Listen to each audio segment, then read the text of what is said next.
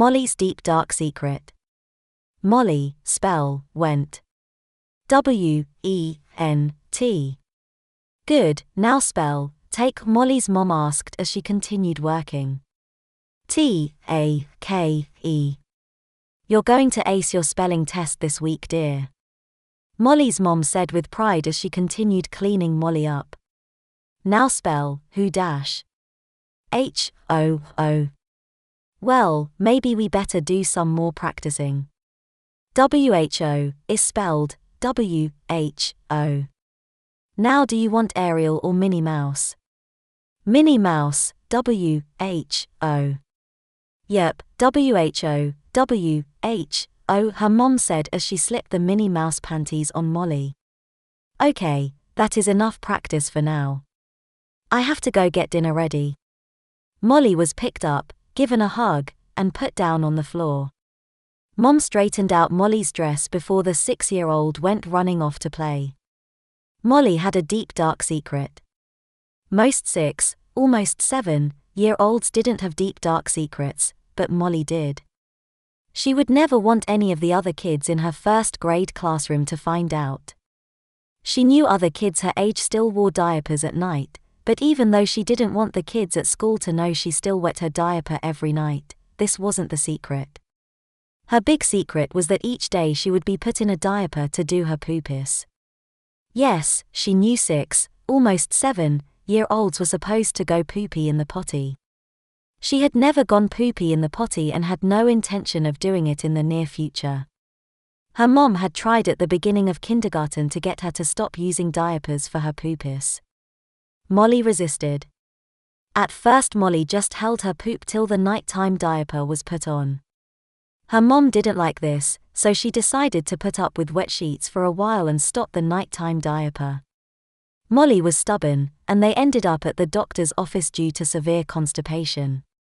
The diapers returned with instruction from Mom telling Molly never to hold it again and to ask for a diaper whenever she wanted it.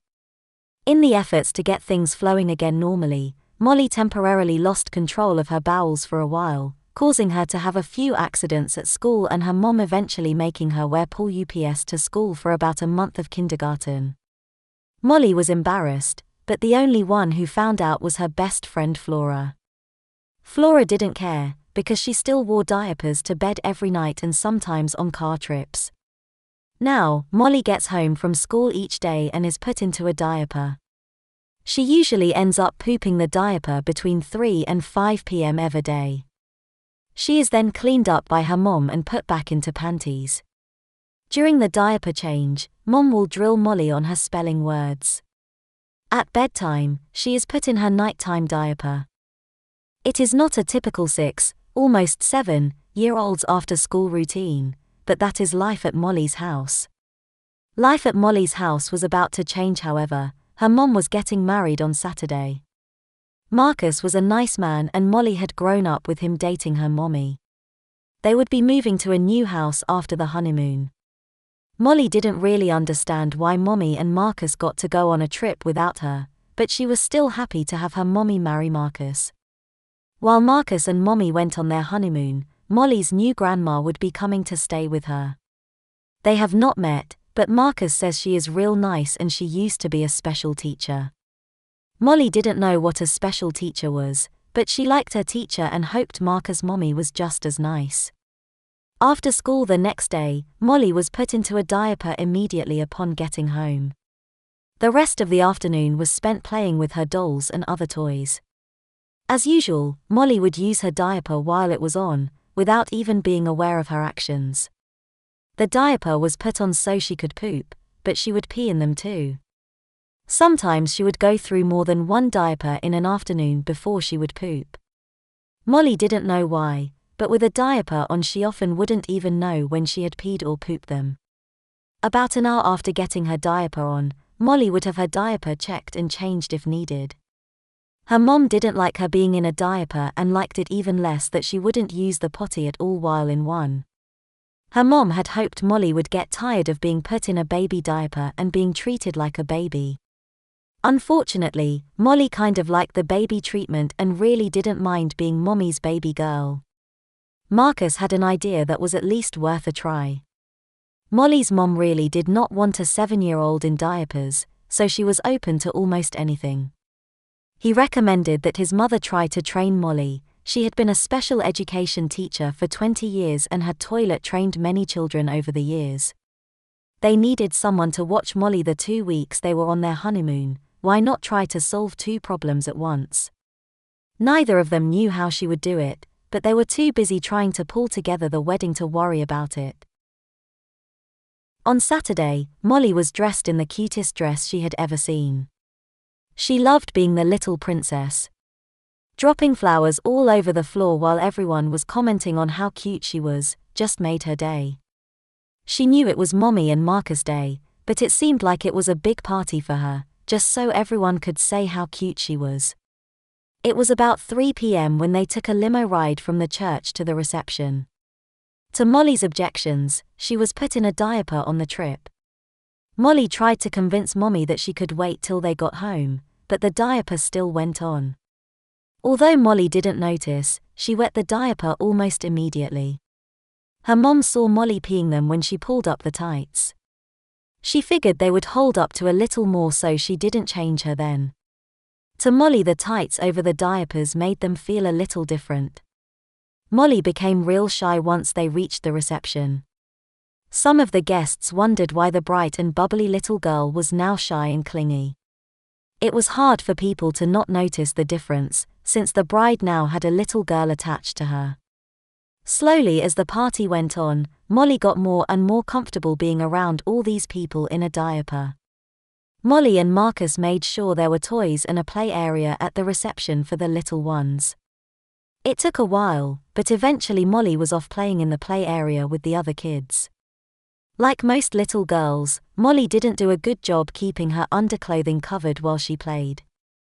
Although most kids Molly's age and younger were not fazed by such things, some of the older kids treated Molly more like a toddler as soon as they saw the diaper. Molly wasn't aware that other people knew she was in a diaper, until one of the big kids, a 9-year-old girl, came up to her and took her hand. The older girl said, "Come on, little one, let's go find your mommy and get your diaper changed." Molly was about to deny that she was wearing a diaper, but decided not to when she realized she had a poopy diaper on. Molly just went with the big girl as she proceeded through the large group of people in the room. Very quickly Molly found herself in front of her mommy and a group of people sitting at a table. "Here you go, little one," the big girl said to Molly. "Now your mommy can get you into a nice clean diaper." "Oh, does my little girl need her diaper changed?" Molly's mom said as she got up from the table. "Thank you, Sally, for being such a good helper." Molly was taken to the bathroom and had her diaper changed. She was put in another diaper, with her mom saying it was just in case. Molly was not happy, but she quickly learned she had no say in the matter. Her mom had enough experience with situations like this and knew the chances of Molly having an accident were very high. She was grateful, but surprised, that Molly made it through the wedding ceremony without having an accident. Molly rarely had daytime pee accidents, while not in a diaper, but during really exciting and fun times like today, Molly often had both pee and poop accidents. When they got back from the bathroom, Molly had some stuff to eat and was shy again for about 20 minutes before she was back to playing in the play area. It was about 7 p.m. when they climbed into the limo to head home. Within 5 minutes of leaving the reception, Molly was asleep. Molly woke up the next morning in her bed, dressed in her favorite pink blanket sleeper. With Jose, her favorite teddy bear, held tight in her arms, she meandered her way down the hall to the living room. Before curling up on the couch, she turned on the TV and grabbed the remote. It didn't take long for Molly's mom to hear the TV and come into the living room.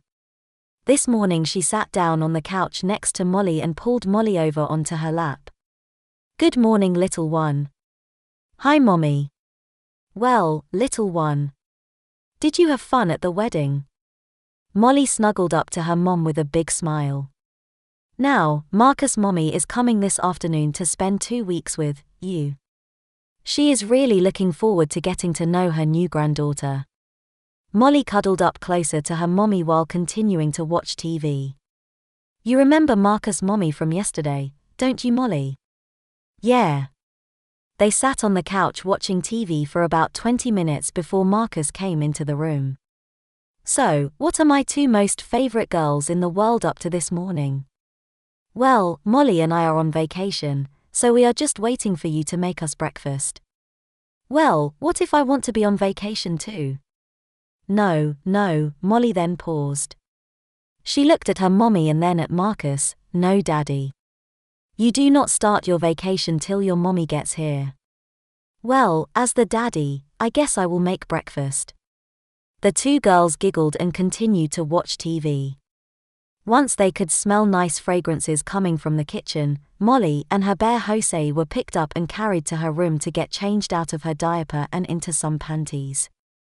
Her mom usually did this as soon as Molly got up in the morning to make sure she used the toilet while awake instead of the diaper. With the honeymoon trip taking her away from Molly for 2 weeks, she wanted some time with her baby girl. Well, all cleaned up. Is Jose coming to breakfast with us? She is hungry too. Well, then I guess she better come down to breakfast. I just hope Daddy has cooked enough for all of us. Molly giggled as she was carried down to the kitchen. Molly's spring break started with her being flower girl in her mommy's wedding, and now she got to spend all day with her mommy and new daddy. They played games, painted pictures, and watched The Little Mermaid. At 3 o'clock she was put in a diaper just as usual for her poopis. Molly didn't want to be put in a diaper, saying she didn't have to go poopy yet, but her mom knew she would poop in the diaper but would not ask for a diaper if the diaper wasn't put on. Since she didn't want another round of constipation, she put the diaper on. At about 4 o'clock Marcus' mom, Stacy, showed up. She was shown where various things were in the house and goodbyes were said. After Molly's parents left for their honeymoon, Stacy was ready to put her plan into action. Molly went back to school in 1 week and her parents come back in 2 weeks. She had 2 weeks to get Molly behaving like an average 6-year-old. Stacy knew it wasn't going to be a straight line. Molly was sent off to play with her toys as Stacy went hunting through the house for the things she would need. There were still many baby items throughout the house. Molly's bedroom still had a changing table where she got her diaper changed. She was still sleeping in a toddler bed. Actually it was her baby bed with one side replaced with a bed rail going halfway down the length of the bed. The garage was the next stop. She found a high chair, the crib railing that had been removed when they turned the crib into a toddler bed, and she even found the baby car seat. The high chair and crib railing were brought into the house. Stacy managed to get the high chair cleaned and set up in the kitchen without Molly noticing. She got the crib railing put in the guest bedroom. She would need a little more time to get it put back on, but she also didn't want to put it on before the first steps were taken. In the kitchen she found bibs and sippy cups. Stacy knew that Molly still used sippy cups from time to time like most typical 6-year-olds, but normally she used regular cups. That, however, was about to change. Stacy took a deep breath and went to get Molly, figuring she would have a poopy diaper by now. Molly was in the family room playing with her Fisher-Price Little People doll house. As soon as Stacy entered the room she could smell Molly's poopy diaper. Molly appeared unfazed by having a poopy diaper on. She was just happily playing with her toys sitting in a poopy diaper. She was definitely not your typical 6-year-old. Molly was brought to her room to get changed. Stacy had changed many diapers over the years, even with kids older than Molly, but this was her new granddaughter. A 6-year-old who had no problem walking around in a wet and poopy diaper. The approach of withholding the diaper was tried, now it was time to try the opposite approach. Stacy got Molly cleaned up and quickly put a new diaper on her. "Grandma," Molly started to complain. "I wear panties, not diapers. I am a big girl." "Oh sweetie, it is so much fun playing the big girl, but you are not a big girl yet." "I am too. I want my panties." "No panties, Molly." I will never change a kid out of a poopy or wet diaper into regular panties. Only big girls who use the potty get to wear panties. I do use the potty. Pretending to use the potty like a big girl doesn't count, sweetie. I just changed a very wet and messy diaper. Big girls who use the potty do not go around with wet and messy diapers. So, I cleaned you up and put a nice clean diaper on you. I am a big girl. I am, Molly said as tears started coming down her face. It is okay, sweetie, if you want to try to be a big girl and use the potty, just ask and I will take you to the potty and help you. At this, Stacy picked Molly up and carried her back to her toys. Stacy knew Molly was mad and frustrated, so on the way out of the bedroom she grabbed Molly's teddy bear Jose. Stacy had a lot of work to do before Molly's bedtime and she also had to feed Molly. Once she was sure that Molly wasn't going to follow her, she got the crib railing out of the guest room and put it back on Molly's bed. She then took all of Molly's panties and hid them in the guest room where she was staying. She looked in to make sure Molly was okay before heading to the kitchen to make some dinner. Molly was still angry, she was just sitting there with Jose in her arms looking at her toys. Every now and then Molly would very quietly say, "But I am a big girl." Now Stacy had to figure out how far she was going to take Molly tonight. What would she serve for dinner? "Molly, time for dinner," Stacy said as she entered the room. Molly was playing with her Fisher-Price dollhouse. Stacy went over and just picked her up and put her on her hip. Molly didn't say anything, at least until they reached the kitchen. "Who's coming to visit?" Molly asked, seeing the high chair. "No one, Molly, it is just us." "Who high chair for?" "You silly." "But I'm a big girl, not a baby," Molly complained as Grandma started putting her down into the high chair. Molly put up as much resistance as she could, but Grandma worked quickly to get the straps fastened. In the process of trying to avoid being strapped into the high chair, Stacy smelled the odor a diaper gives off when it is being peed in. Once the tray was on, Molly finally stopped struggling. "Grandma," Molly said in a defeated voice. "Why am I in the high chair? I am 6, almost 7 years old, not a baby." "Silly little girl. Where else would you eat?" she stated as she went to get a bib. "All little girls in diapers eat in high chairs. But I am a big girl. Big girls do not go around in wet and poopy diapers. They use the potty. I use the potty. I'm a big girl." "Really, Molly? You are in a wet diaper right now and that was a very wet and poopy diaper I changed earlier. Big girls get all their pee-pee and poopy in the potty." Molly looked at Grandma with a strange look. Did she wet her diaper? When? How did Grandma know? Molly stuck her hand down and felt the front of the diaper. Yes, it was wet. While Molly was distracted, Stacy brought the bib over and started to put it on. "What? I don't need that. It was here in the kitchen, obviously you still use them all the time. Anyways, all kids in high chairs wear bibs while eating. I only wear a bib when wearing my fancy dresses, just in case. I don't need a bib. I am a big girl." "Well, if you need one while in fancy dresses, then you need one all the time. I don't like doing a lot of laundry, so we need to keep your clothes clean when you eat. Anyways, like I said earlier, all little girls eating in high chairs wear bibs. But I am a big girl. Maybe, Molly, I have made a mistake. If you are a big girl who can eat without making a mess, then I will let you eat at the table like a big girl and no bib. If you make a mess, then you will stay in the high chair with a bib whenever you have a diaper on." "Okay," Molly quickly agreed, not wanting to be in the high chair or wearing the bib. "Can I get out of the high chair now?" Molly asked as she reached behind her to take the bib off. No, little one. Don't take your bib off," Stacy said as she turned around and saw what Molly was doing. "You first need to show me you can eat without making a mess. I can't just put a little girl who pees and poops their diaper at the table without first seeing she can stay clean." So, if you can get through this meal staying clean, tomorrow I will let you eat at the table. No food in your hair. Molly started giggling. Food in my hair, your silly grandma, I am not a baby.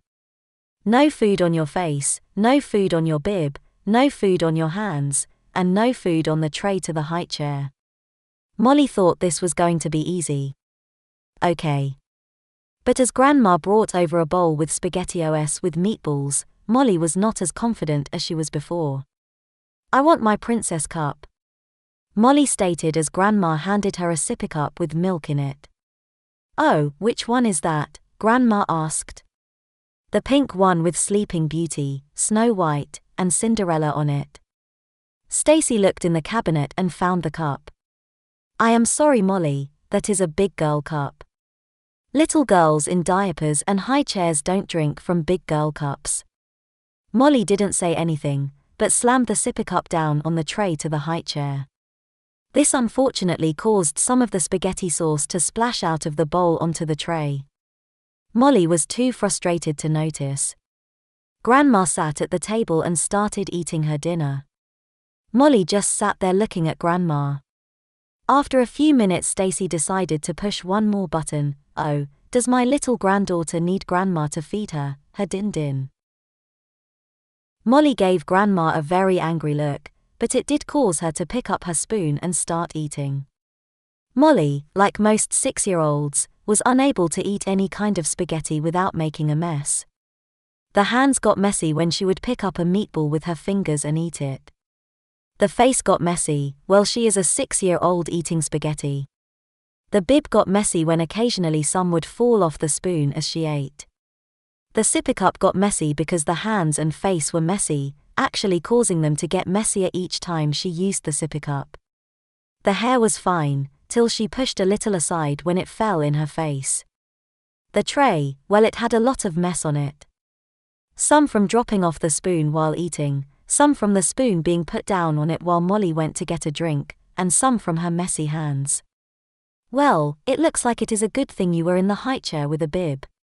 My little granddaughter certainly is a messy eater, Grandma said while attacking Molly with a damp washcloth. Molly was then taken out of the high chair and had her diaper changed. Stacy then changed her into a pink blanket sleeper. While getting her PJs on, Molly noticed that her bed had been turned into a crib.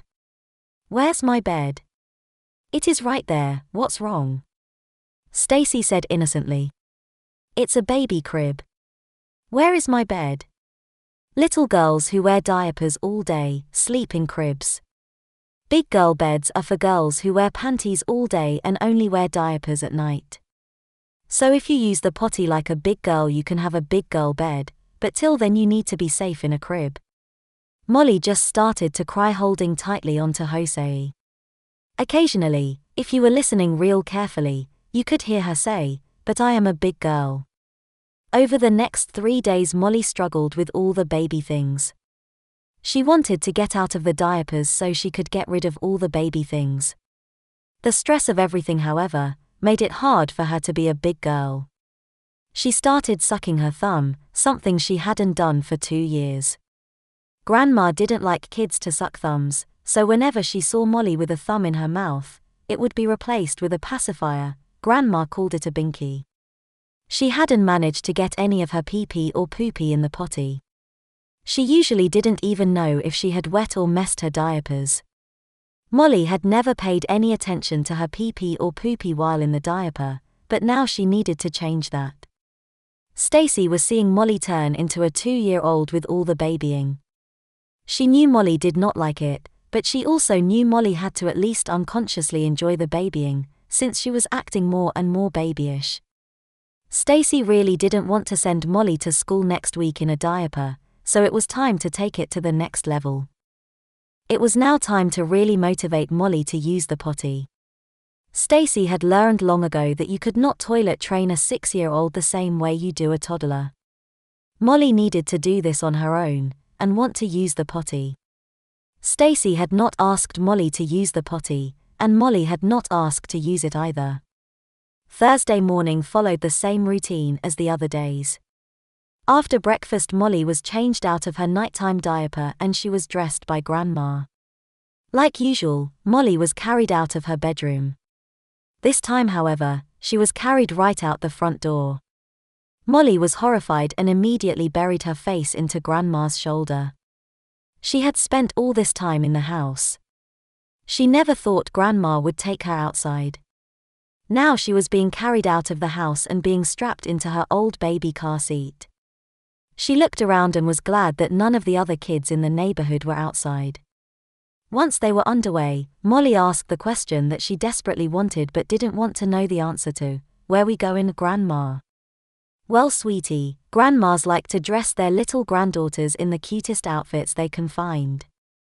Molly smiled. So, we are going shopping for some new clothes, just for you.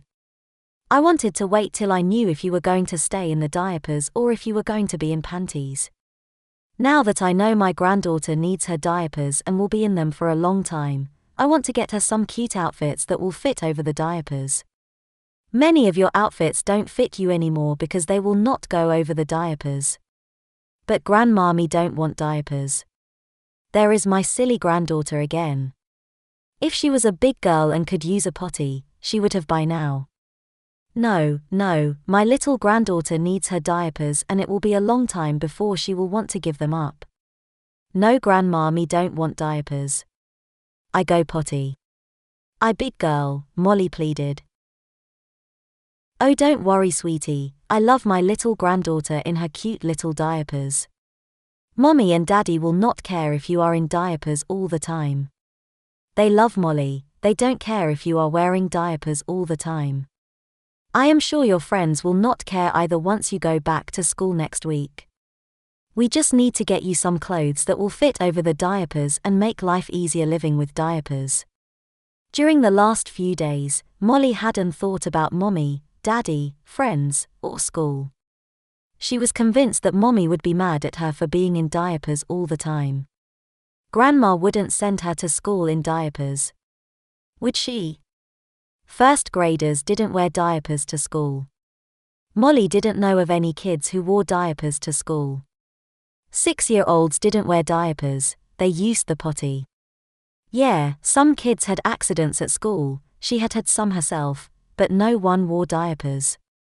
Grandma used to be a teacher, she knew this. Didn't she? They were going shopping for diaper clothes. Molly didn't understand. Yeah, a few things Grandma had tried to put on over the diapers didn't fit, but most of them did. What were diaper clothes? 6-year-olds didn't wear diapers, so they didn't make clothes for 6-year-olds in diapers. Did they?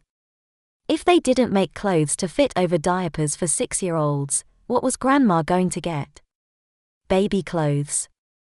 No, 6-year-olds cannot fit into baby clothes. Can they? I don't need clothes for my diapers. I can use the potty, just take the diapers off. Then I will use the potty like before. Won't I? Molly was struggling with all these questions. Stacy could see the wheels turning in her head. She wished she knew what was going through Molly's mind. Stacy knew she was on a tough shopping trip. Molly wore size 5. She needed size T clothing, but most just went up to 4T. She knew that 5T clothing existed, but it was harder to find. Stacy also needed to get some very babyish clothing to push the issue on Molly that diapers were for babies. If she didn't want to be a baby, she needed to use the potty. Today Molly would also face getting her diaper changed in public, eating in a high chair at a restaurant, and hopefully she would poop her diaper while out and about. She knew it would be a tough day for Molly, but either Molly was going to decide to be in diapers all the time or she would decide she wanted to use the potty. The first stop was at Babies R Us. Molly was put in the seat of the cart. She liked riding in the seat. Well, she did before today. Grandma was buying some cute dresses and overalls. Molly was confused when she saw that the overalls had snaps down the legs. Grandma told her this made it easier to change her diapers. Grandma was having fun buying all sorts of stuff. Molly kept looking around, making sure there was no one in the store she knew. She liked some of the clothes Grandma bought, especially some of the pretty dresses. Although she liked Big Bird, she didn't really like having it in the middle of one of the outfits, but the rest were nice. Before heading to the checkout stand, Molly was taken into the changing room to get changed. She didn't realize what Grandma was about to do till they walked into the changing room. She initially thought Grandma was going potty, but when she saw the changing table she started to panic. "No, Grandma, not here," she pleaded. "You certainly are a silly little granddaughter," she commented. "Where would you like me to change your diaper? Out on one of the changing tables out in the store?" "No, Grandma, at home." "Silly girl, little ones in diapers are changed when their diapers are wet or messy. It doesn't matter where they are. You have a wet diaper. I need to change it before you get a rash. Oh, that reminds me, we also need to get you some diaper rash cream." Molly's first diaper change in public went fine, until the diaper was going back on and another mother and baby came into the changing room. They briefly exchanged a few words and then Molly and Grandma left the changing room. Molly was totally embarrassed. She didn't want to go through that again. "Why can't we wait till we get home to change my diapers? Diapers are changed when they are wet or messy. If you can keep your diapers dry and clean, then I will not need to change them while we are out. Just tell Grandma when you want to use the potty and I will take you." Molly did not respond. They paid for the items and headed off to the next store. They visited 2 more stores before heading off to McDonald's for lunch. Molly was constantly looking around to make sure there was no one she knew. All her attention on the people around her didn't allow her to focus on staying dry and clean. Molly was changed again before they ordered food. After getting their food, Grandma put Molly into a high chair. Molly wanted to throw a temper tantrum, but was afraid to in front of all these people. Soon she was happily eating and didn't even realize she was in a high chair. After lunch, Grandma let her play some in the play structure. At first she was hesitant to do much, constantly pushing her dress down to cover her diapers. But it didn't take long for her to just climb all over the structure without worrying about people seeing the diaper. She was having too much fun to worry about such things. Stacy sat watching Molly play. She was actually surprised how easily Molly had taken to showing off her diapers. She had taught 6-year-olds and knew that they were only beginning to care about people seeing their panties. Most of the time, they wouldn't care about such things. Stacy, however, was surprised that Molly had the same attitude toward the diapers. Most average intelligent 6-year-olds she had worked with over the years who still wore diapers would work hard to hide the diapers in all situations. The last stop for the day was at a drugstore. It was 3:15 p.m. when Stacy lifted Molly up and put her in the cart seat. This is when Grandma noticed that Molly had a poopy diaper. She just put Molly down into the seat without Molly saying anything about the poopy diaper.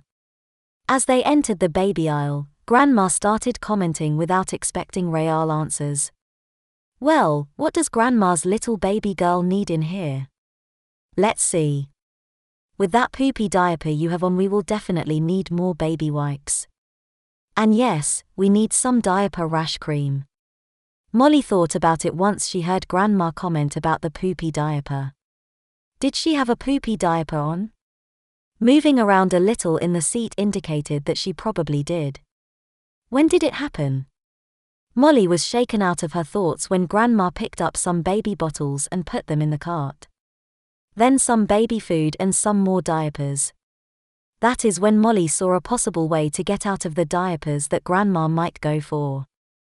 "Grandma," Molly hesitantly asked. She couldn't believe she was about to ask for this, but it was better than diapers. Molly pointed at the display next to the diapers and said, "Training pants." Stacy looked at what Molly was pointing at. It was some cloth training pants. "Oh, does my baby girl want to pretend to be a big girl?" "No. I want to be a big girl." "No pretend." Grandma bought 3 different types of training pants. She got some of the disposable pull UPS, some with a plastic outer shell, and some cloth ones that were pink with little flowers on them. The pink ones are the ones that Molly had pointed to. They were not panties, but they sort of looked like big girl panties. After getting them, Grandma asked a clerk where she could change Molly's poopy diaper. At that moment, Molly made up her mind that she was going to work hard to get out of the diapers. Molly tried over the next 24 hours to go in the potty instead of the diaper. She didn't know why, but she just couldn't. For 6, almost 7 years, she had never paid any attention to her pee or poop while in a diaper. If the diaper was on, she used them without thinking. She rarely even knew when they were wet or messy. While getting her poopy diaper changed in the afternoon, she just started crying and couldn't stop. Stacy didn't ask any questions. She knew Molly wanted out of the diapers and that Molly had not used the toilet once since she showed up. Once the new diaper was on, Stacy picked Molly up and carried her over to the rocking chair and just started rocking Molly, telling her that everything would be okay. They rocked for over a half an hour before Molly said anything. "Grandma," Molly quietly said. "I am a big girl.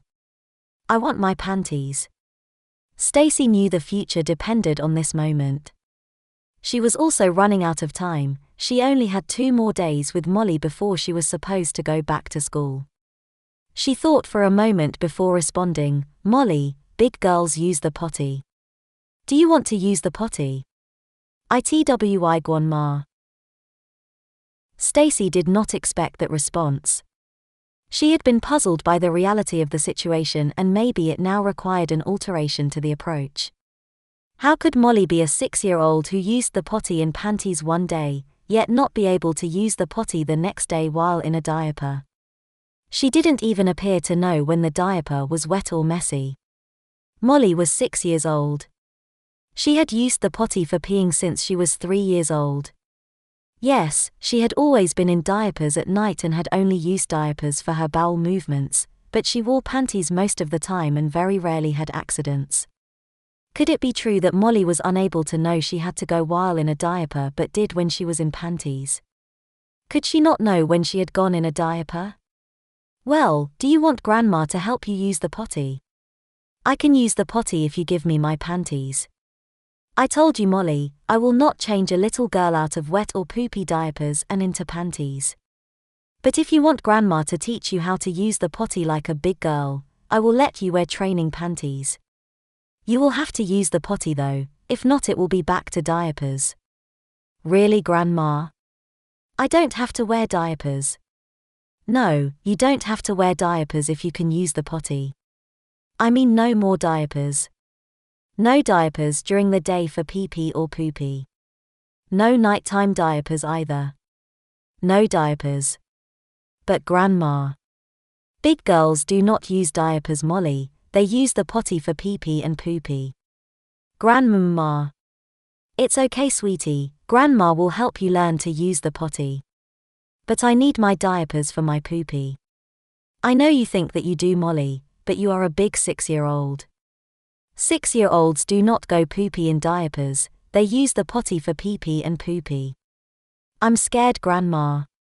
Saturday morning started Molly's toilet training. Stacy was concerned. On Friday, Molly had 2 bowel movements in one day and both happened before 3 o'clock. Molly's regularity of her bowel movements allowed Molly to poop her diaper when she got home from school each day. It was unclear to Stacy if Molly ever had any true bowel control. She wondered if Molly was just regular enough that her mom managed to get the diaper on in time. Stacy also had no idea how much control Molly had of her bladder. Over the last 5 days she has shown no sign of having any bowel or bladder control. Molly was gotten out of her crib and changed on the changing table. This morning, however, she was put into cloth training pants. Stacy struggled with which ones to put her in. Confused by Molly's inability to know she is peeing or pooping in a diaper, yet able to use a potty in panties, Stacy decided to go with the straight cloth training pants. She figured she would be doing a lot of laundry today, since she only had 3 pairs. Molly was excited to be back in panties. Well, they were not like panties, but they were definitely not diapers. For the first time all week, Molly got to eat breakfast at the table, with her favorite princess cup. No bib. No sippy cup. No little cut-up pieces. Stacy had toilet-trained many 6-year-olds over the years. She knew the child had to do this on their own, and want to do it. She could ask if the child had to go, but not very often. The better way to phrase things was to ask if she is dry and clean, on a regular basis. For hours after getting out of diapers, Molly had used the toilet for peeing twice and had wet her training pants once. It was a pretty good start to the efforts. Other than the extra focus on toileting issues, it was progressing like a typical morning. Molly was playing on the floor in the living room while Stacy watched some TV. Molly moving slightly got Stacy's attention. She looked up just in time to watch Molly poop and then go back to the position she was in before. Stacy was shocked. Molly just pooped her pants with no apparent awareness of the action. She was now sitting in her poopy pants playing with her toys, still showing no awareness of what had happened. Molly, Stacy asked. Are you clean and dry? Grandma had asked this question many times this morning and Molly was used to it. She didn't know the answer, so her first response is to put her hand down in her crotch to feel. DWI Grandma. Clean or messy? Molly looked at her grandma with a quizzical look. This was a new question. Why was Grandma asking a new question? How was she supposed to come up with the answer? Wetting, even with training pants, would cause her pants to be at least somewhat wet. She could feel wet pants. But how could she tell if she was messy? Clean or messy, Molly? Clean. Messy. Molly said, confused as to how she was supposed to answer. Finally, she put her hand behind her to feel her bottom. With her eyes wide, she felt the poop in her pants. Unsure of when she had done it, and confused as to how she could poop her panties without knowing, Molly answered, messy. Molly was a mess. Pants, training pants, and her shirt all had to go in the wash. As Molly lay on the changing table in nothing but her socks, Stacy paused, trying to figure out what she was going to put Molly in: diaper, disposable pool UPS, the training pants with the plastic outer shell, or the straight cloth training pants. Molly sensed the hesitation and got straight to the point. Do I have to go back to diapers, Grandma? Molly's question surprised Stacy. Did Molly want to go back to diapers? Was the accident and lack of awareness done on purpose, due to a conscious or unconscious decision? Molly was struggling with something. The only thing Stacy couldn't answer was, what? No, Molly, but I think you need a bit more than the training pants you have been wearing. You have been doing really good getting your pee-pee in the potty, but those training pants are not made for poopy accidents, only pee-pee ones. Let's try these till you have some success getting the poopy in the potty, Stacy said, grabbing a pair of the training pants with the plastic outer shell. Once the pants were on Molly, Stacy realized that most of Molly's clothes would not fit over the puffy training pants. It was time for one of the pretty new dresses they bought. Molly picked a cute yellow dress they had gotten at Babies R Us. They had ruffled bottom bloomers, which Molly really liked. Once the outfit was on, Molly asked for pigtails. With hair ribbons and bows in her hair holding the pigtails, Stacy stood back and smiled. As Molly walked down the hall back to her toys, her very puffy and ruffled bottoms stuck out from the bottom of her dress. Stacy was surprised at how young Molly looked in that outfit. No one would have guessed she was 6, she looked more like a 3-year-old. Molly loved it, but Stacy strongly suspected she wouldn't be seen outside of the house in that outfit. Stacy spent the rest of the day keeping a close eye on Molly. From what she could observe, Molly knew just before she had to go pee-pee. Molly would go running off to the bathroom and most of the time she would make it. Obviously, Molly's time in just a diaper and not using the potty had impacted her. Molly was upset by each wetting accident.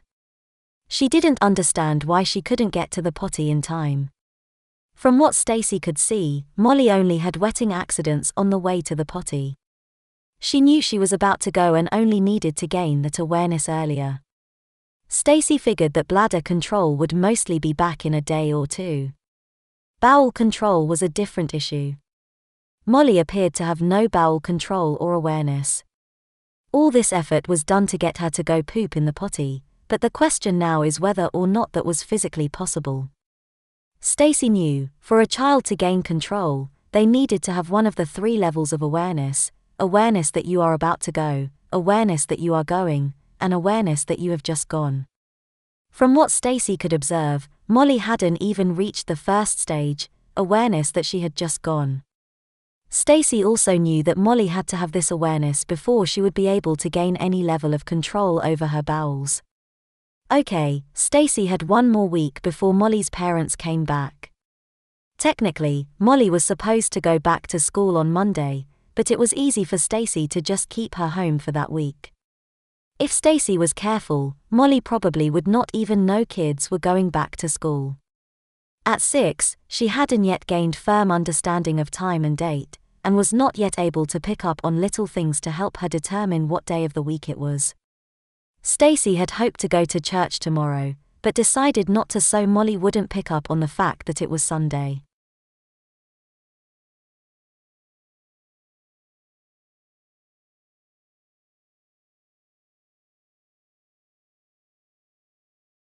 That night, after Molly had been put in her nighttime diaper and put down to sleep in her crib, Stacy started to map out what she was going to do.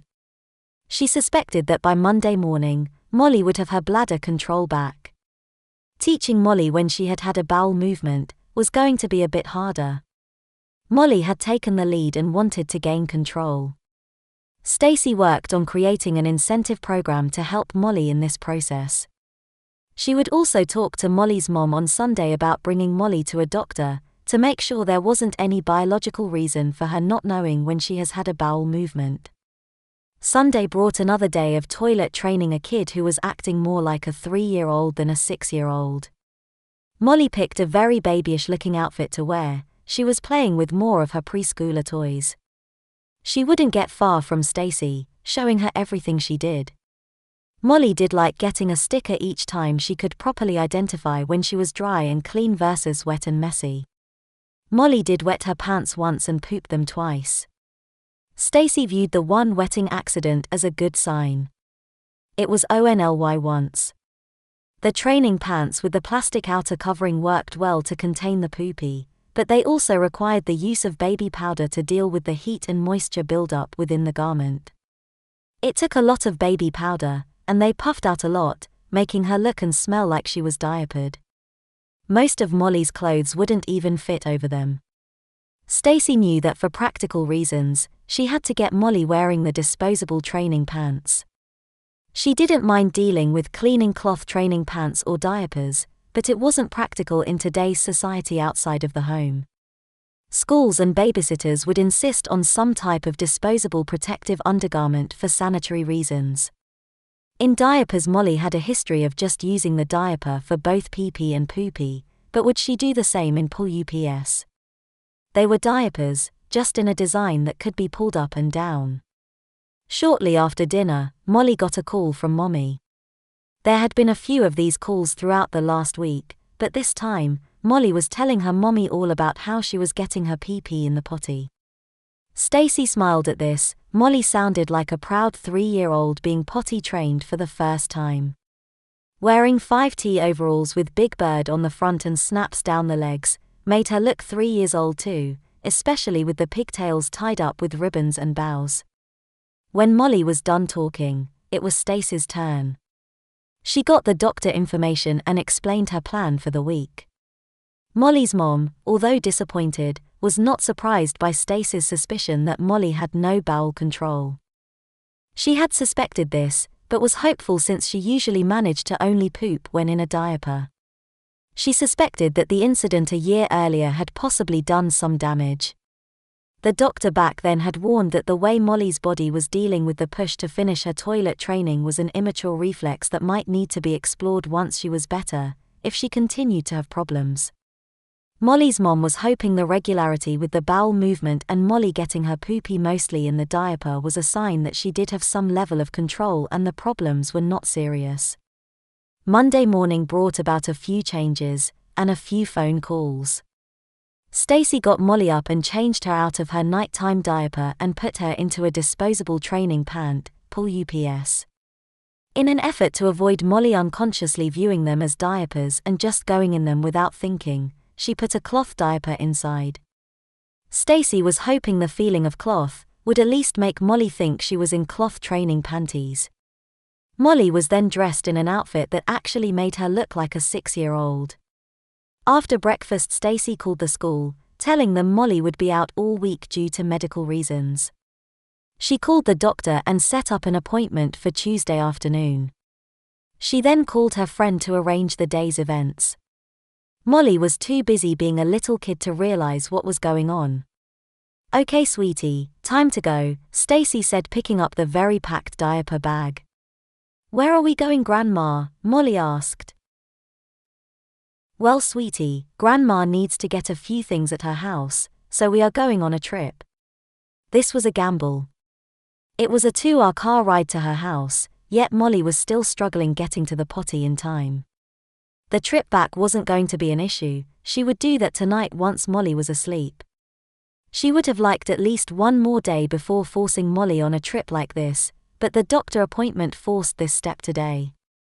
"Now go in and try to go potty before we get in the car."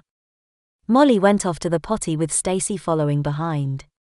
Just like a toddler learning to use the potty, Molly has had Stacy with her every time she has gone potty over the last week. Once Molly did her pee-pee in the potty, Stacy praised her for being such a big girl for getting her pee-pee in the potty. Molly always smiled and took pride at this praise, even though she knew it was not normal for 6-year-olds to be praised for going pee-pee in the potty. Then, before Molly put her training pants back on, Stacy would check them to make sure they were still dry. Stacy had planned the trip very carefully. She picked spots to stop every 30 minutes, so Molly could go potty. It made the trip last 3 hours, but Molly did manage to get there without wetting her pull UPS.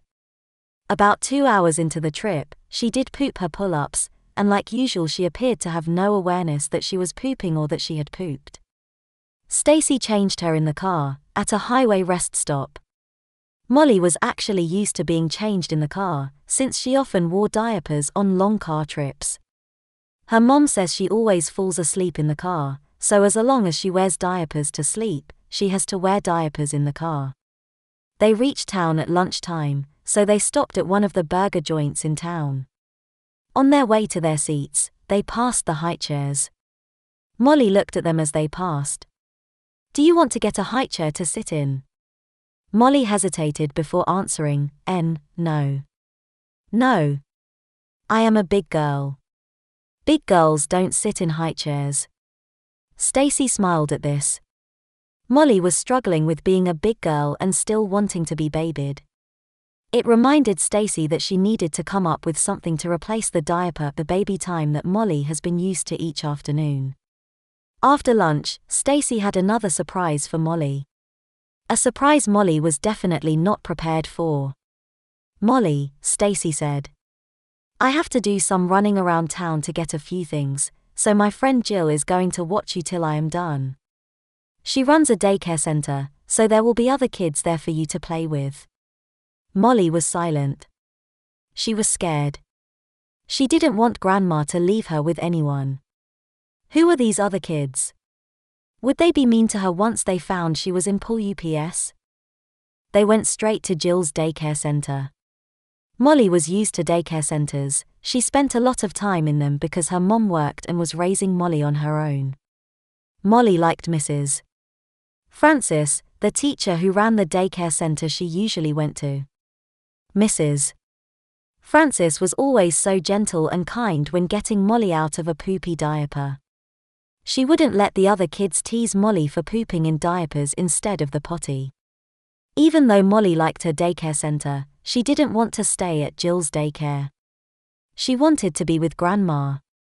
Jill greeted the two of them. She gave Molly a tour of the daycare. When they reached the bathroom, Molly saw that there was a changing table in there that was big enough to fit her. She saw lots of diapers and pull-ups on the shelves under the changing table. There was a small baby potty chair, and on the toilet there was an extra ring on it to make it fit little kids like her. While Molly was looking at all the stuff in the bathroom, Jill pulled down her pants and placed her on the toilet. This surprised and embarrassed Molly. "Now be a good girl and go pee-pee in the potty. We want to keep those pull-ups nice and dry while you are here. Once you are done, we will go out to the playground where the other kids are." It didn't take long for Molly to go pee-pee in the toilet. Jill congratulated her on being such a big girl for using the potty. Then Jill did something else that was not expected. She lifted Molly up and laid her down on the changing table. She wiped Molly with a wipe, checked the pull-ups to make sure they were still dry, and then redressed Molly. Part of Molly wanted to object that she wasn't a baby, but part of Molly enjoyed the attention and care Jill was giving her. Jill took Molly's hand and led her outside to the playground. There were 5 kids out there and 2 adults. Looking at the kids, Molly thought that most were preschoolers. "Why don't you go play with the other kids, Molly?" Stacy said. "I will be back in a few hours to pick you up, then we will go out to dinner." Molly reluctantly went off to play with the other kids. Stacy talked with Jill for a little bit more before leaving. The idea was simple: put Molly around other children to see if she would pee or poop her pants when they were around. Jill's daycare was a safe place, since it had kids from 3 to 6 and some of them were still not completely toilet trained. If Molly pooped her pull-ups, Jill would call Stacy to come back. As the afternoon progressed, Molly learned that the oldest kid there, Emily, was her age, 6. Emily was protective of the little ones, but let the adults take care of them. They played on the playground for a while and then they went in and did some painting. Some of the kids used finger paints and others used brushes. In the middle of story time, Molly went running off to the bathroom. Jill followed her. Jill praised Molly for getting to the potty in time and using it like a big girl. Even though Molly felt Jill was treating her like a baby, she still took pride in the accomplishment and enjoyed the praise. Again, she was lifted off the toilet and laid down on the changing table for Jill to wipe her clean before checking the pull-up and redressing her. Jill then brought Molly back to circle time to hear the rest of the story. Some of the kids had fallen asleep. Jill picked them up and carried them into the next room where there were some cribs and youth beds. 3 of the kids were down for naps. The other 3 kids got to play with the toys, but were told to be quiet. Emily and Molly were playing in the house and dress-up area, when Emily turned to Molly and said, "Come on baby girl, Mommy will take care of you." Molly looked at Emily and played along, "Okay Mommy." Emily took Molly's hand and led her up to Jill. "Jill," Emily said. "The baby needs her diapers changed." Molly didn't realize that she had pooped in her pull-ups. She just thought that Emily was playing house. Still believing that they were playing, Molly said, "Goo, goo, GAA, GAA," and stuck her thumb in her mouth. "Oh, what a cute little baby you have here, Emily," Jill said as she picked Molly up. "Thank you for being such a big girl and helping with the little ones." Jill then proceeded toward the bathroom. As Emily went back to playing, Molly started to get confused. Molly started to wiggle in order to get down. "I wanna go play with Emily," whined Molly. "Just as soon as we get you cleaned up and out of those poopy pants." Molly stopped wiggling and looked at Jill. She then looked over at Emily, who was back in the playhouse. She now knew this was no longer playing. Emily had just established herself as the big kid and Molly the baby.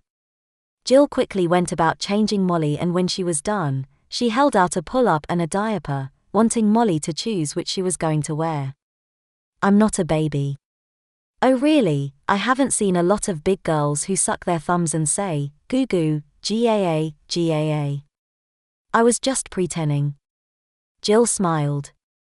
"Okay, big girl. Diapers or pull-ups?" "Me big girl." "No, diapers." "I know you are a big girl, Molly, but even big girls wear diapers when they can't get their pee-pee and poo-pee in the potty. If you are still trying to use the potty, you should wear the pull UPS. If you don't want to try, I will just put you in a diaper and you will not have to worry about getting to the potty anymore, for the rest of the day. Grandma.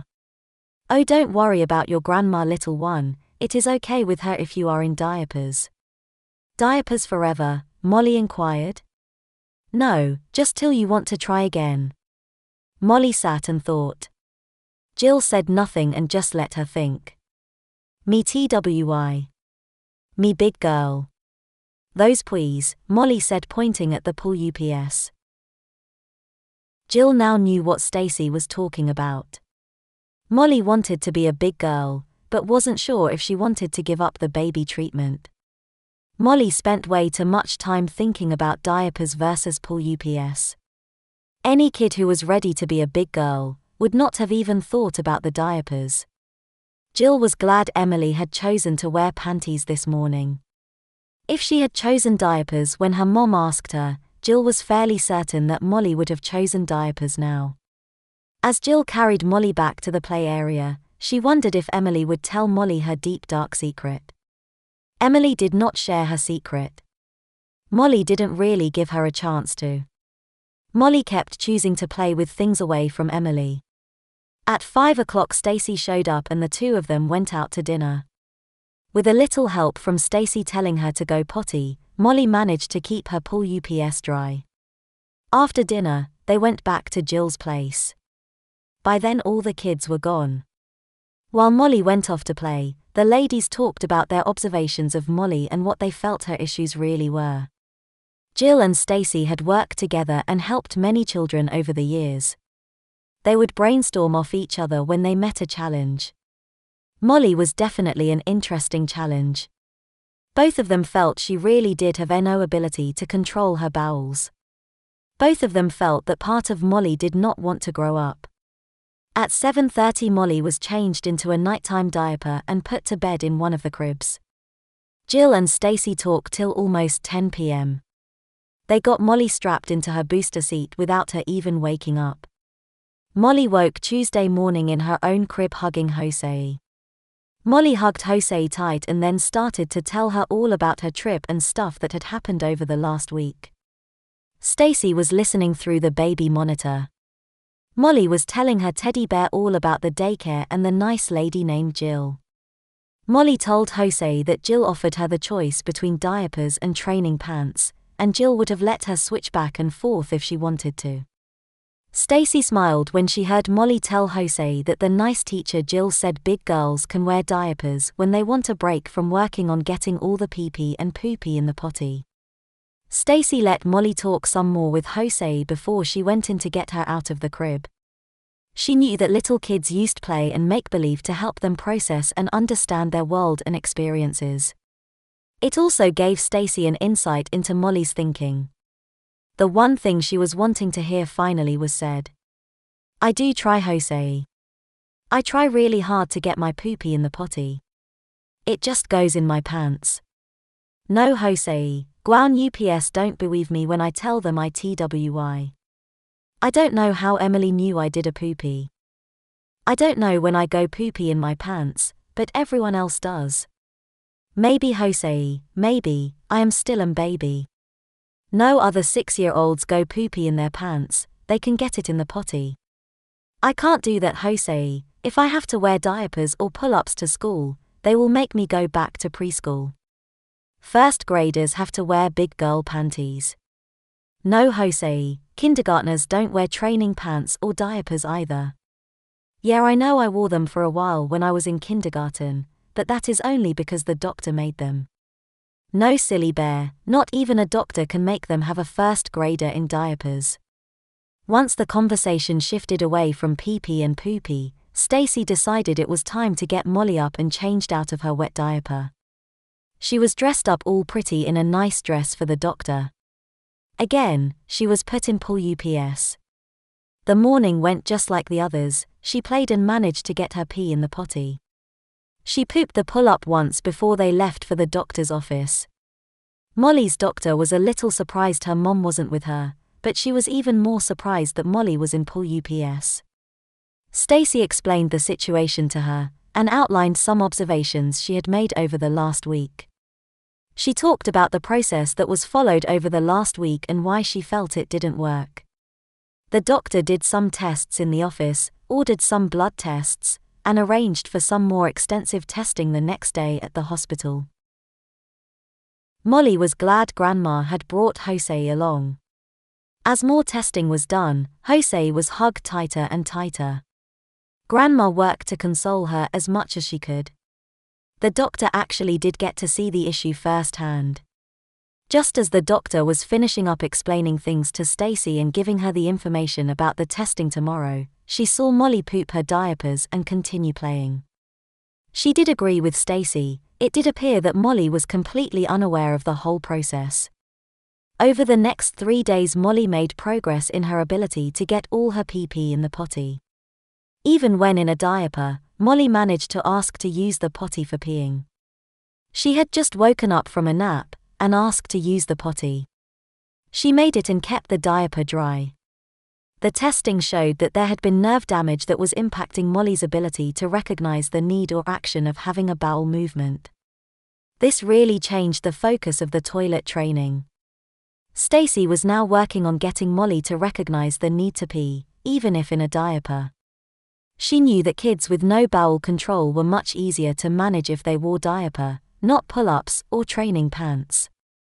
Stacy also knew that Molly needed to grow up and feel like a 6-year-old, while accepting some baby things like diapers. After talking with Jill, Stacy made some plans that they felt would teach Molly many lessons. Jill also hoped it would help Emily grow up too.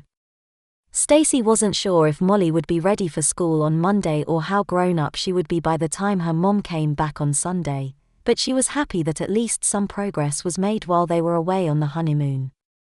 Stacy adored her new granddaughter. The next day when Molly got up, Grandma asked her a strange question. Diapers or pool UPS? Molly had worn pull-ups the last few days and couldn't understand why Grandma was asking the question. She was a big girl, wasn't she? Big girls don't wear diapers, do they? Grandma was asking this question just like she asked, piggies or ponies? When doing her hair. Like it was no big deal and normal to be choosing between diapers and pull-ups. She wanted pool UPS, didn't she? But why was Grandma asking? What if she chose a diaper?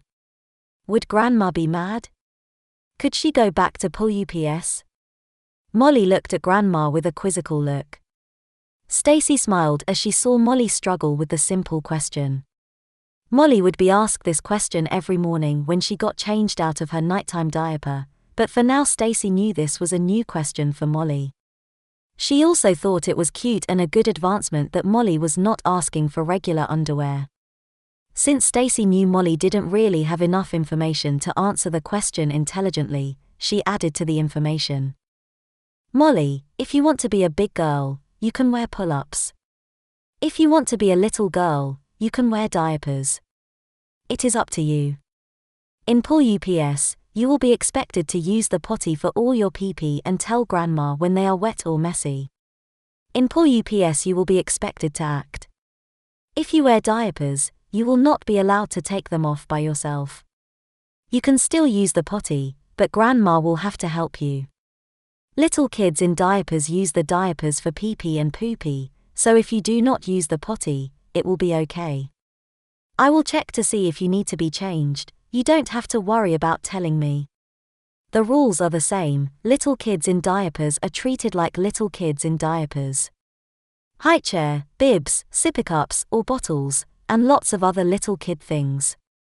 It is your choice, big girl or little girl today.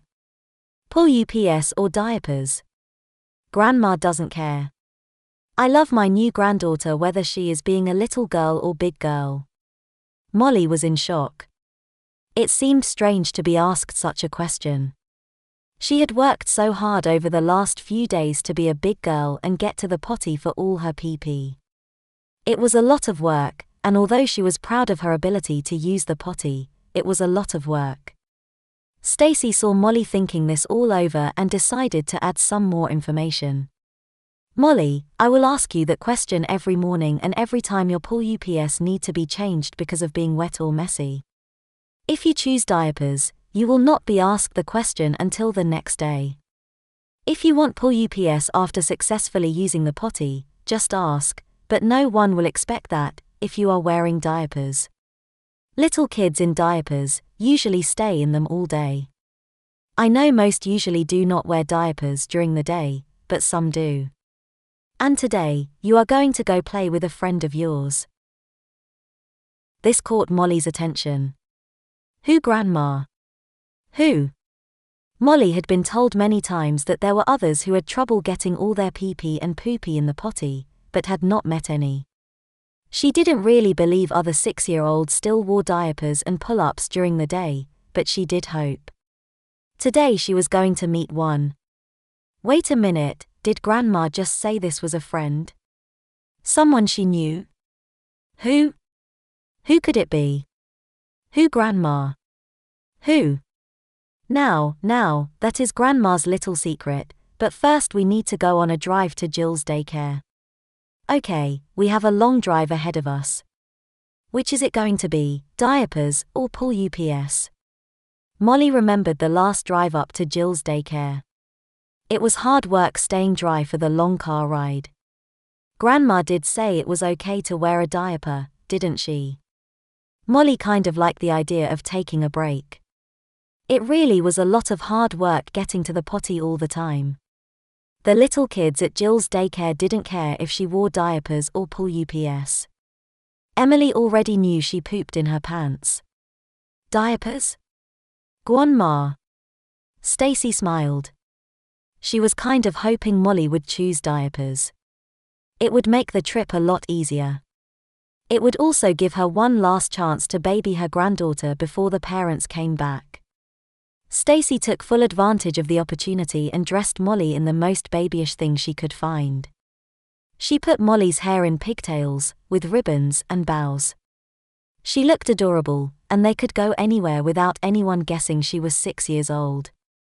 She looked 3, and from past experience, Stacy knew she would act like a toddler too. Over the next 2 hours, Molly was having a lot of fun being a baby. She liked the security of the high chair and even asked for a baby bottle instead of a sippy cup. The first time she had to pee, she knew ahead of time and was aware when she decided to just let it go in the diaper.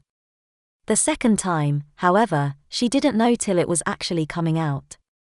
Molly felt no stress and was not upset about going in her diaper.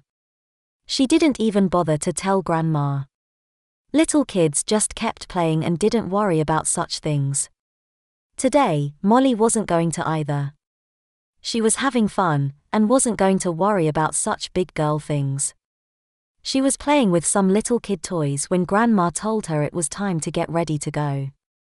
After a quick diaper change, they were off on the drive to Jill's daycare center. The trip went much faster this time, since they didn't have to stop every 30 minutes to take Molly to the bathroom. They drove straight through with no stops.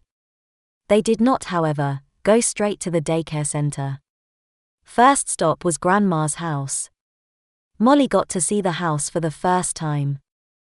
She really liked the playset in the backyard, but Grandma said there wasn't time today to play on it. Molly's wet and messy diaper was changed before they went to their next stop.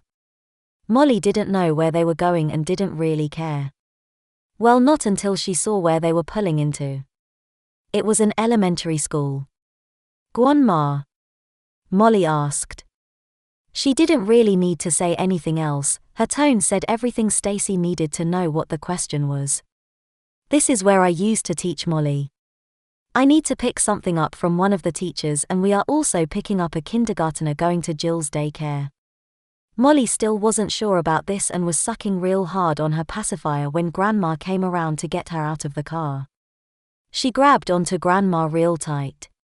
Stacy just smiled at this. If Molly was ever going to be able to wear diapers to school, this first visit to a school would need to be a positive experience. Stacy knew everyone would think Molly was 3 years old, so she didn't see how this could go any way except positive. Do you want to keep the pacifier or leave it in the car? Molly wasn't sure. She was really scared, and the pacifier for some strange reason was comforting, but she was a 6-year-old entering an elementary school. They didn't suck on pacifiers in school. Molly didn't know what to say. Stacy suspected she knew the struggles Molly was dealing with, so she took the lead like any adult with a toddler would when they couldn't make a choice. I will take the pacifier, and if you want it, it will be in my pocket, Stacy said as she took the pacifier out of Molly's mouth. Molly was on Grandma's hip as they went into the school. After a quick stop at the office, where everyone Googled over how cute Molly was, they headed down to Mrs. Jalen's classroom, a first-grade classroom. Stacy didn't really need to get anything from Mrs. Jalen, but they arranged this the night before to give Molly some exposure to a first-grade classroom while in a diaper. Stacy, however, was in for a surprise. Stacy had assumed that Molly would stay in her little's personality during this visit. Molly had assumed that too, but when they entered Mrs. Jalen's first-grade classroom, Stacy put her down in a chair at one of the empty desks while she waited in the back of the room, till Mrs. Jalen had a moment between lessons. Molly quickly forgot she was in a diaper and dressed like a little. She got sucked into the lesson. She had learned most of it already in her class and was feeling real proud of herself for already knowing the answer. The other children, when they saw Molly being carried in, assumed she was 3 years old. Some of them even saw she was in diapers. She had to be a little baby. Mrs. Jalen and Stacy assumed Molly would just sit there and say nothing. To everyone's surprise, Molly was the only one who raised her hand when Mrs. Jalen asked a hard question. Well, it looks like our visitor knows the answer.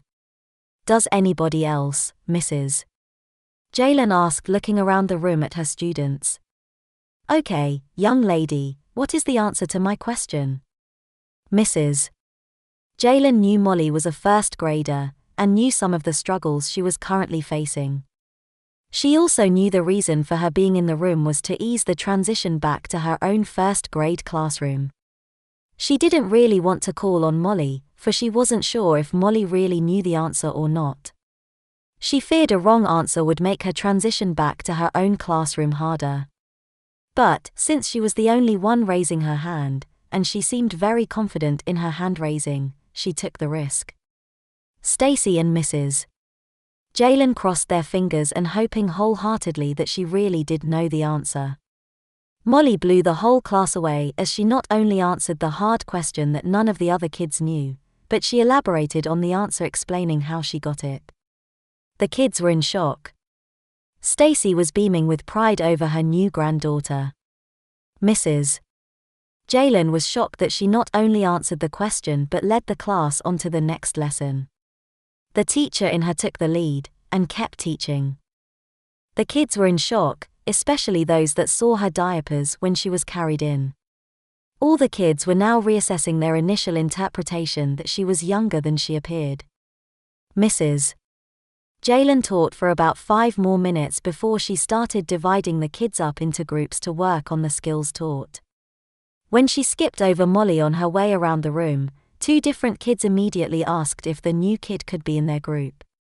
Then 2 other kids said they wanted the new girl in their group. Molly was beaming. She was in a first-grade classroom and kids wanted her in their group, even though she was in a diaper, probably a wet diaper. Mrs. Jalen looked at Stacy, asking with a glance, "What should we do?" "Well," Stacy said, responding to the kids, "that is up to Molly. She can stay for a little bit while I get the kindergartner I am here to pick up, but that is up to her." Molly looked up to Stacy and then to Mrs. Jalen, "Can I stay? This is fun. We did it in my class before vacation." Mrs. Jalen answered Molly after getting a nod from Stacy, "Yes, Molly. Why don't you join Mary and George over at this table?" Molly got up and walked right over to the table with Mary and George. She was oblivious to the fact that she was diapered and everyone would be able to tell considering what she was wearing. She didn't care. She was on her way to have fun with other kids her age, other kids who wanted her to be in their group because she knew how to do it. "Hi, I'm Mary and this is George," Mary said, reaching her hand out. "I'm Molly," she said, shaking Mary and George's hands. "So how did you know the answer?" George asked. "My class learned this just before vacation." "What grade are you in, Molly?" Mary asked. "I'm in first grade." "How old are you?" Mary asked. She was very puzzled. She couldn't believe that Molly was in first grade. "Okay, you three, Mrs. Jalen said as she made her way around the room. "Let's keep working." Mrs. Jalen smiled as she walked on. This didn't quite go the way Stacy and her had planned, but it was going even better. She had carefully placed Molly with two kids who would appreciate her knowledge and who would most likely accept the fact that she was in diapers. George still had accidents at school, and was always looking out for the lower-skilled kids in the class. Mary, who Mrs. Jalen learned during parent-teacher conferences, still wore diapers each night. She also tended to be a motherly type, always helping every kid who needed a little extra mothering. If the kids kept to their personalities, which was never a guarantee when it came to 6-year-olds, they should accept Molly's diapers without question. The kids got to work on the assignment. Molly showed the other two how to do the activity. She was having fun. Some of the kids from the groups around them kept looking over when Molly was explaining things to Mary and George. More than once, Mrs. Jalen had to tell kids to get back to their own groups. Mary finally got up enough nerve to ask the question on everyone's mind, "Molly, why are you wearing diapers?" George didn't dare ask the question. His mom had threatened to send him to school in diapers many times when he had come home with wet pants. He still wore diapers during the day on weekends when he had accidents. Molly looked straight at Mary. Part of her was afraid to say, fearing they wouldn't like her anymore. She had actually forgotten that she was in a diaper. She was having too much fun as a first grader. If she told them, would she have to leave? She thought for a moment, my body doesn't tell me when I have to go poopy, so I have to wear diapers because pooping and peeing in panties makes a big mess. To Mary and Molly's surprise, George responded by saying, "Yeah, it sure does." Mary looked around to make sure there weren't other kids listening. "I wear diapers too. Every night Mommy puts a diaper on me so I don't wet the bed. I don't like waking up in a wet bed, but it is okay when I wear a diaper. Mommy and Daddy get mad when I wet the bed, but it is okay if I wet the diaper." George didn't really want to talk about this. He was scared his mom would find out a 6-year-old came to school in diapers, and decide to send him to school in diapers. He got the group back to work on the lesson. After a few minutes, Stacy walked back into the room with the kindergartner she was picking up, Emily. When Emily saw Molly, she went running up to Molly and gave her a big hug. Molly said goodbye to the class and the three of them headed off to Jill's daycare center. All the way to the daycare center, Emily and Molly were talking. Molly was surprised to find out that Emily was in kindergarten. Last time they met, she acted like a first grader, not a baby kindergartner. The girls were so busy talking with each other that they didn't even realize that the car had stopped, until Stacy opened her door to get out of the car. As Emily undid her seatbelt, and Stacy got Molly out of her car seat, Emily made a comment that made Molly feel like a baby. "Well, it is a good thing we are here. You need to get that diaper changed, Molly, you stink." Molly frowned at this comment. For the first time in the last 2 weeks she was feeling like a 6-year-old, instead of a 2-year-old. Poopy diapers didn't help, especially when a little kindergartner had to tell her she needed to be changed. Molly still hated the fact that she didn't know when she had pooped her diaper. As they walked into the daycare center, Jill came up and gave both of the girls a big hug. She then brought them both to the bathroom. Molly didn't like the fact that Emily was going to be in the bathroom when she was changed. This wasn't fair. Jill turned to Emily and said, "You first." She picked Emily up and laid her down on the changing table. Molly was in shock. Why was Emily up on the changing table? She quickly found out as Emily's pull-ups were quickly in view. You didn't think you were the only 6-year-old who had trouble getting all their pee-pee and poo-pee in the potty, did you, Molly? Said Emily as Jill changed her slightly wet pull-up. But Molly tried to get out. Okay, Emily, Jill said. Diapers or pull UPS? Molly froze. Grandma had asked her that question this morning. Grandma said she was going to play with someone today who was also asked that question this morning. Emily? It was Emily. It can't be Emily. Only babies wear diapers. Emily isn't a baby, she is a big girl, a kindergartner, but even so, a big girl, not a baby who wears diapers. Molly was in even more shock when Emily responded to Jill's question by looking over at Molly and saying with a smile on her face, "Diapers please." Emily was quickly put into a diaper and redressed. Then Jill turned to Molly and said it was time to get her all cleaned up. She didn't know what Molly was wearing, so she was being cautious about what she said.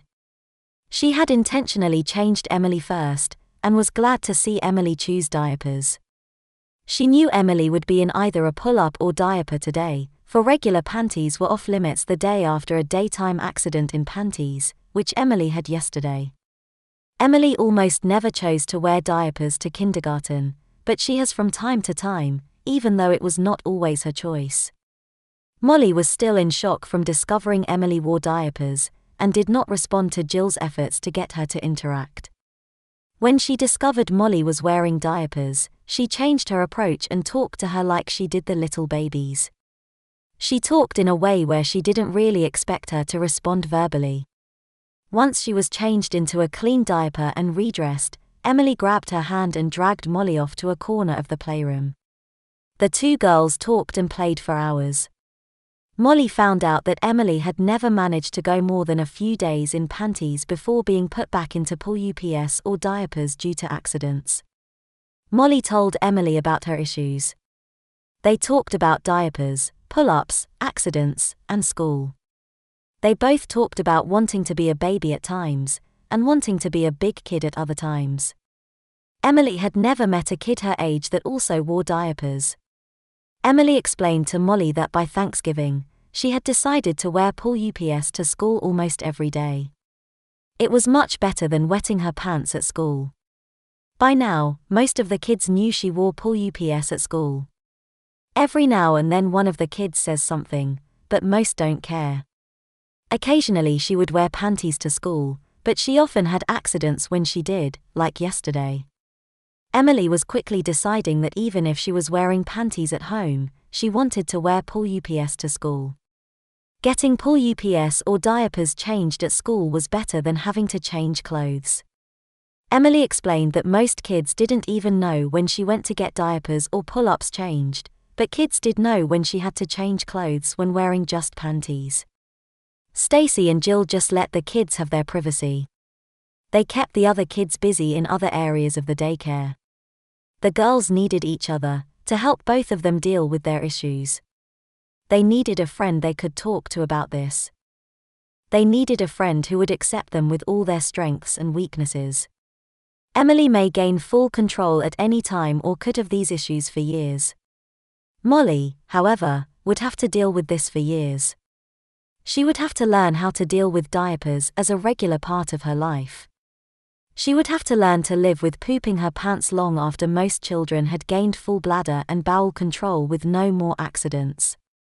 They both needed someone who could help them through these times. When Emily's mom came to pick her up, things were arranged for the girls to spend all day tomorrow together. It will be Saturday, so Emily didn't have school. Stacy and Molly would pick Emily up at her house for a day of fun. They planned a trip to the Children's Museum and a big local playground. Stacy had planned today to give Molly a few little things to help her accept her situation. It worked out much better than she had expected. She actually believed that Molly would now be ready, scared, but ready, to go to school on Monday wearing pull UPS. She was very proud of the advancements her granddaughter had made today. That night they stayed at Stacy's house. In preparation for this, Stacy had arranged for a crib to be set up in the house. But, after today, Stacy decided it was time to take Molly to the next level. She dressed Molly in a clean diaper and put her in a pink blanket sleeper with footsies. When Molly was sitting in Grandma's lap listening to a bedtime story, Stacy asked a question. "Molly," Stacy asked as she paused from the reading. "You learned today that you can be a big girl and wear diapers. I am proud of you. From now on, wearing diapers does not have to mean you are treated like a baby.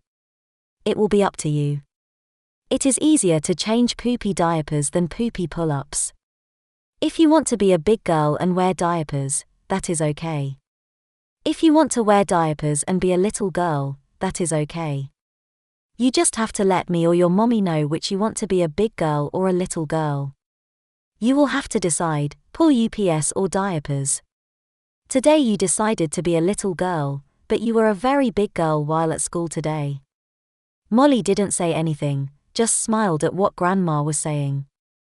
Grandma kept reading the story and let Molly think about the day and what she just said.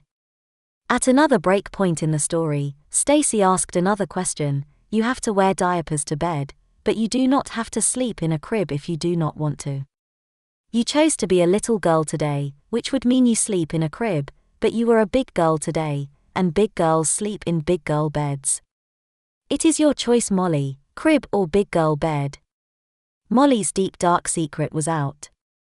She was a 6-year-old who still did her poopies in diapers. Emily, Mary, and George all knew her secret. All the kids in Mrs. Jalen's class knew she wore diapers, and soon some of her friends would know too. Before vacation she only went poopy after school. Well, most of the time she only did it after school. Now she did it at various times throughout the day.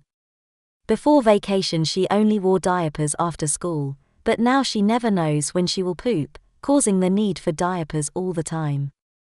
Molly was sitting in Grandma's lap thinking about the choice she was just presented with. Crib or big girl bed?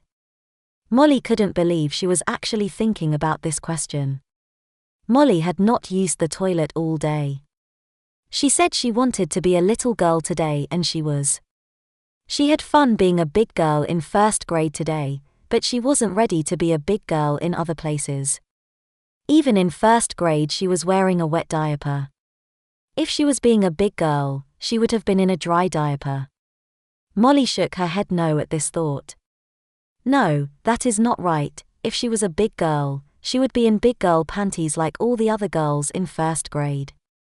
Molly looked up to Grandma and told her that she wanted to be a little girl tonight and sleep in the crib. Stacy was only a little surprised by Molly's choice.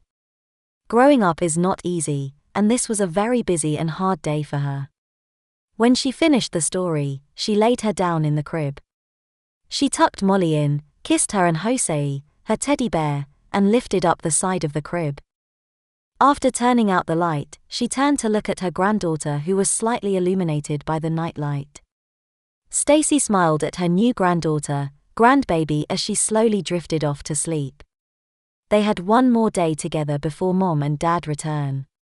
Checking to make sure the baby monitor was turned on, Stacy left the room, shutting the door behind her. The next morning, while getting her diaper changed, Stacy asked Molly the first of two questions. Diapers or pull-ups? What will Emily be wearing? Molly asked. I don't know, sweetheart, she is being asked the same question. Her mommy doesn't decide, Emily does, just like you. If I had to guess what she will pick today, I think she will wear a diaper today. Why? Well, just like you, she will want to be wearing what you are wearing. Grandma said. She will think that you will be wearing a diaper, since you poop and diapers are better for poopers. Stacy wasn't sure about this, but she wanted to stress that diapers are better than pull-ups for kids who poop. Diapers, Grandma. Okay, Molly, Stacy said as she grabbed a diaper and started putting it on. Then the next question, little girl or big girl today? This was the big one. Molly had finally figured this out. As a little girl, she would dress like a little girl, play like a little girl, and be treated like a little girl or baby. No worries, no being pushed to do things like use the potty. Pacifiers, bibs, high chairs, and car seats were all part of being a little girl. Strollers? Yeah, they are part of being a little girl, not a big girl. Molly thought about how much she enjoyed riding in strollers when going to places like the zoo. But they were going to the children's museum and a big playground. Did she want to be a baby or little girl today?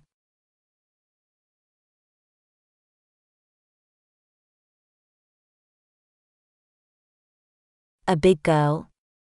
Was she really one of these? Big girls do not use diapers, they use the potty. They do not wear diapers, they use the potty.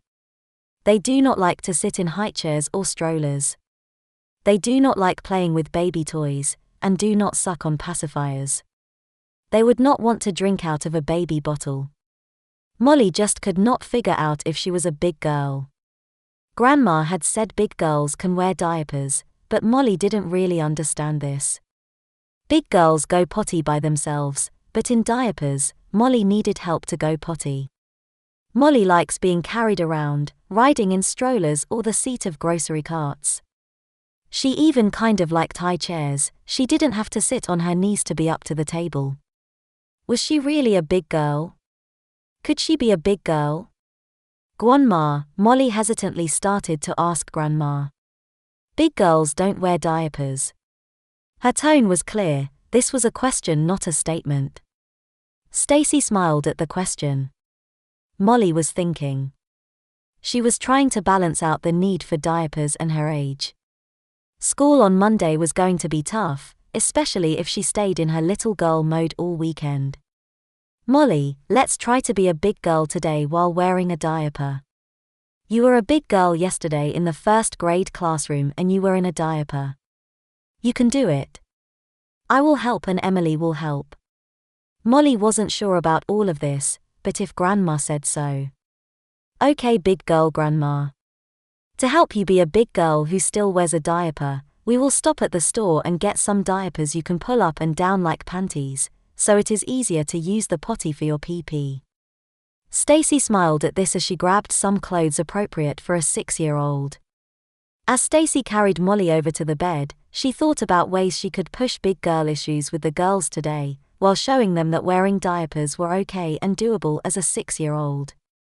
She put Molly down on the bed and put the clothes next to her. Okay, my big 6-year-old granddaughter, do you remember how to get dressed yourself, or do you need Grandma's help?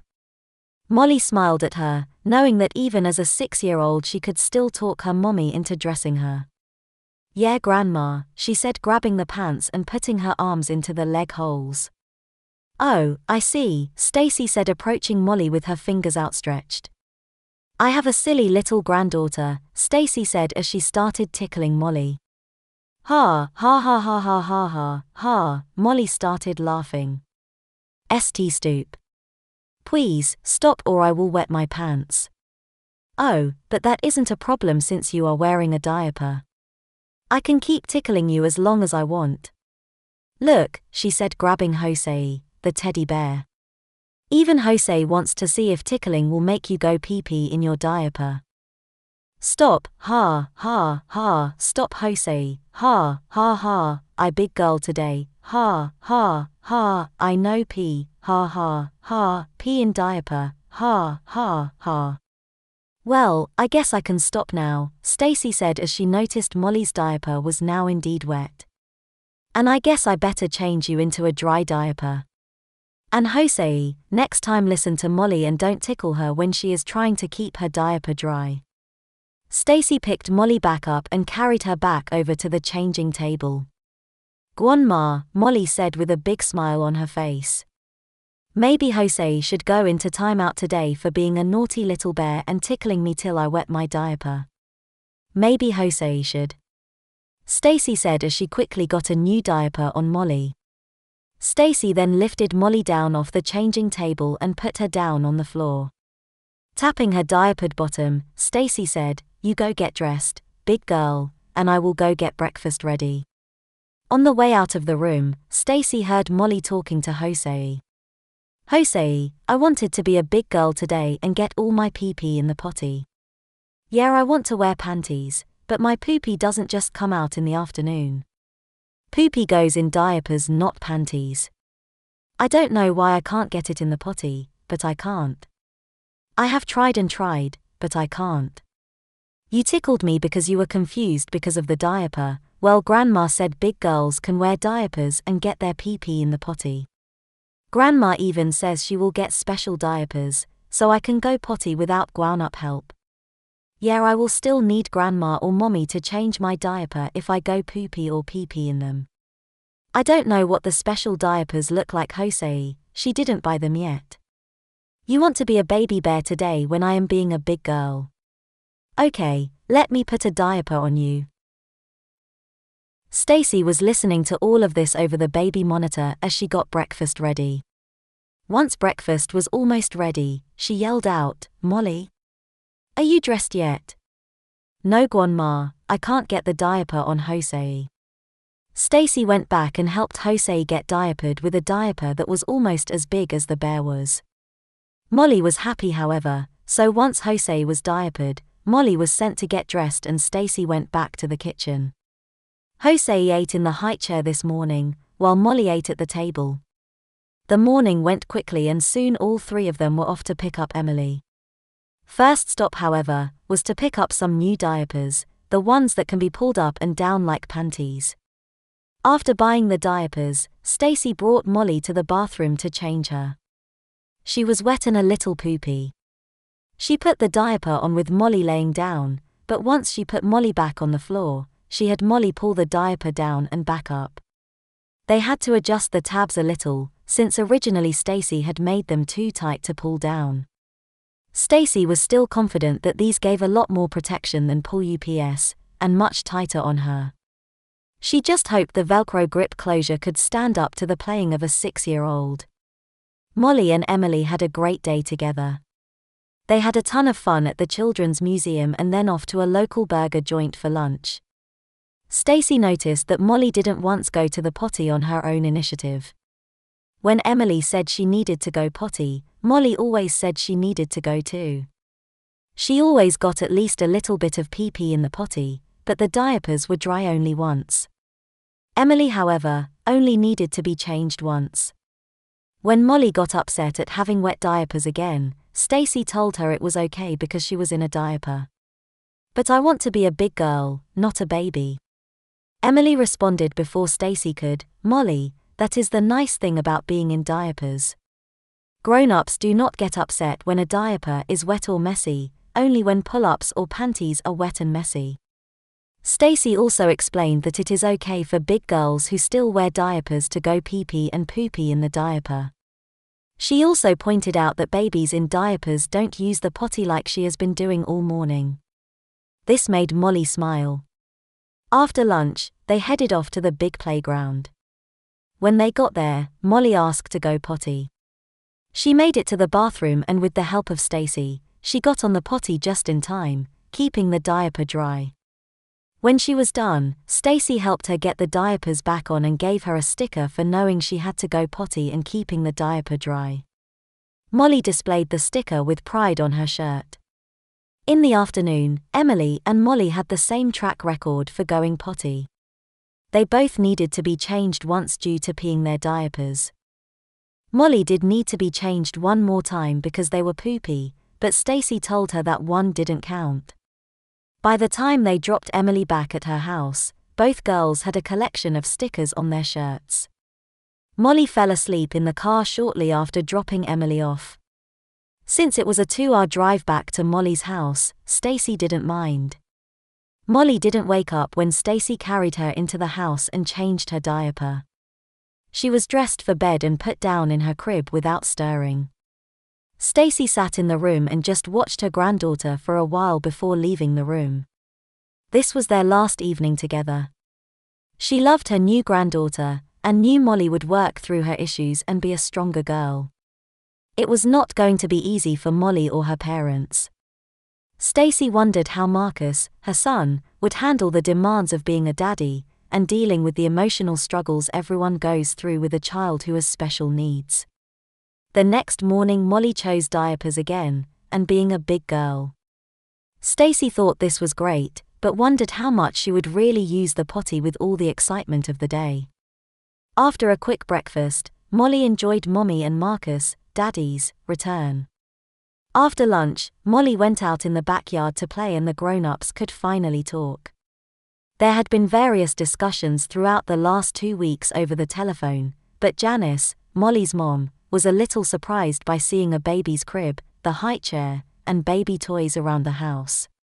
She didn't say anything in front of Molly, but when she was changing Molly's diaper on the changing table, she wondered just how much Molly had been a baby, instead of a 6-year-old, over the last 2 weeks.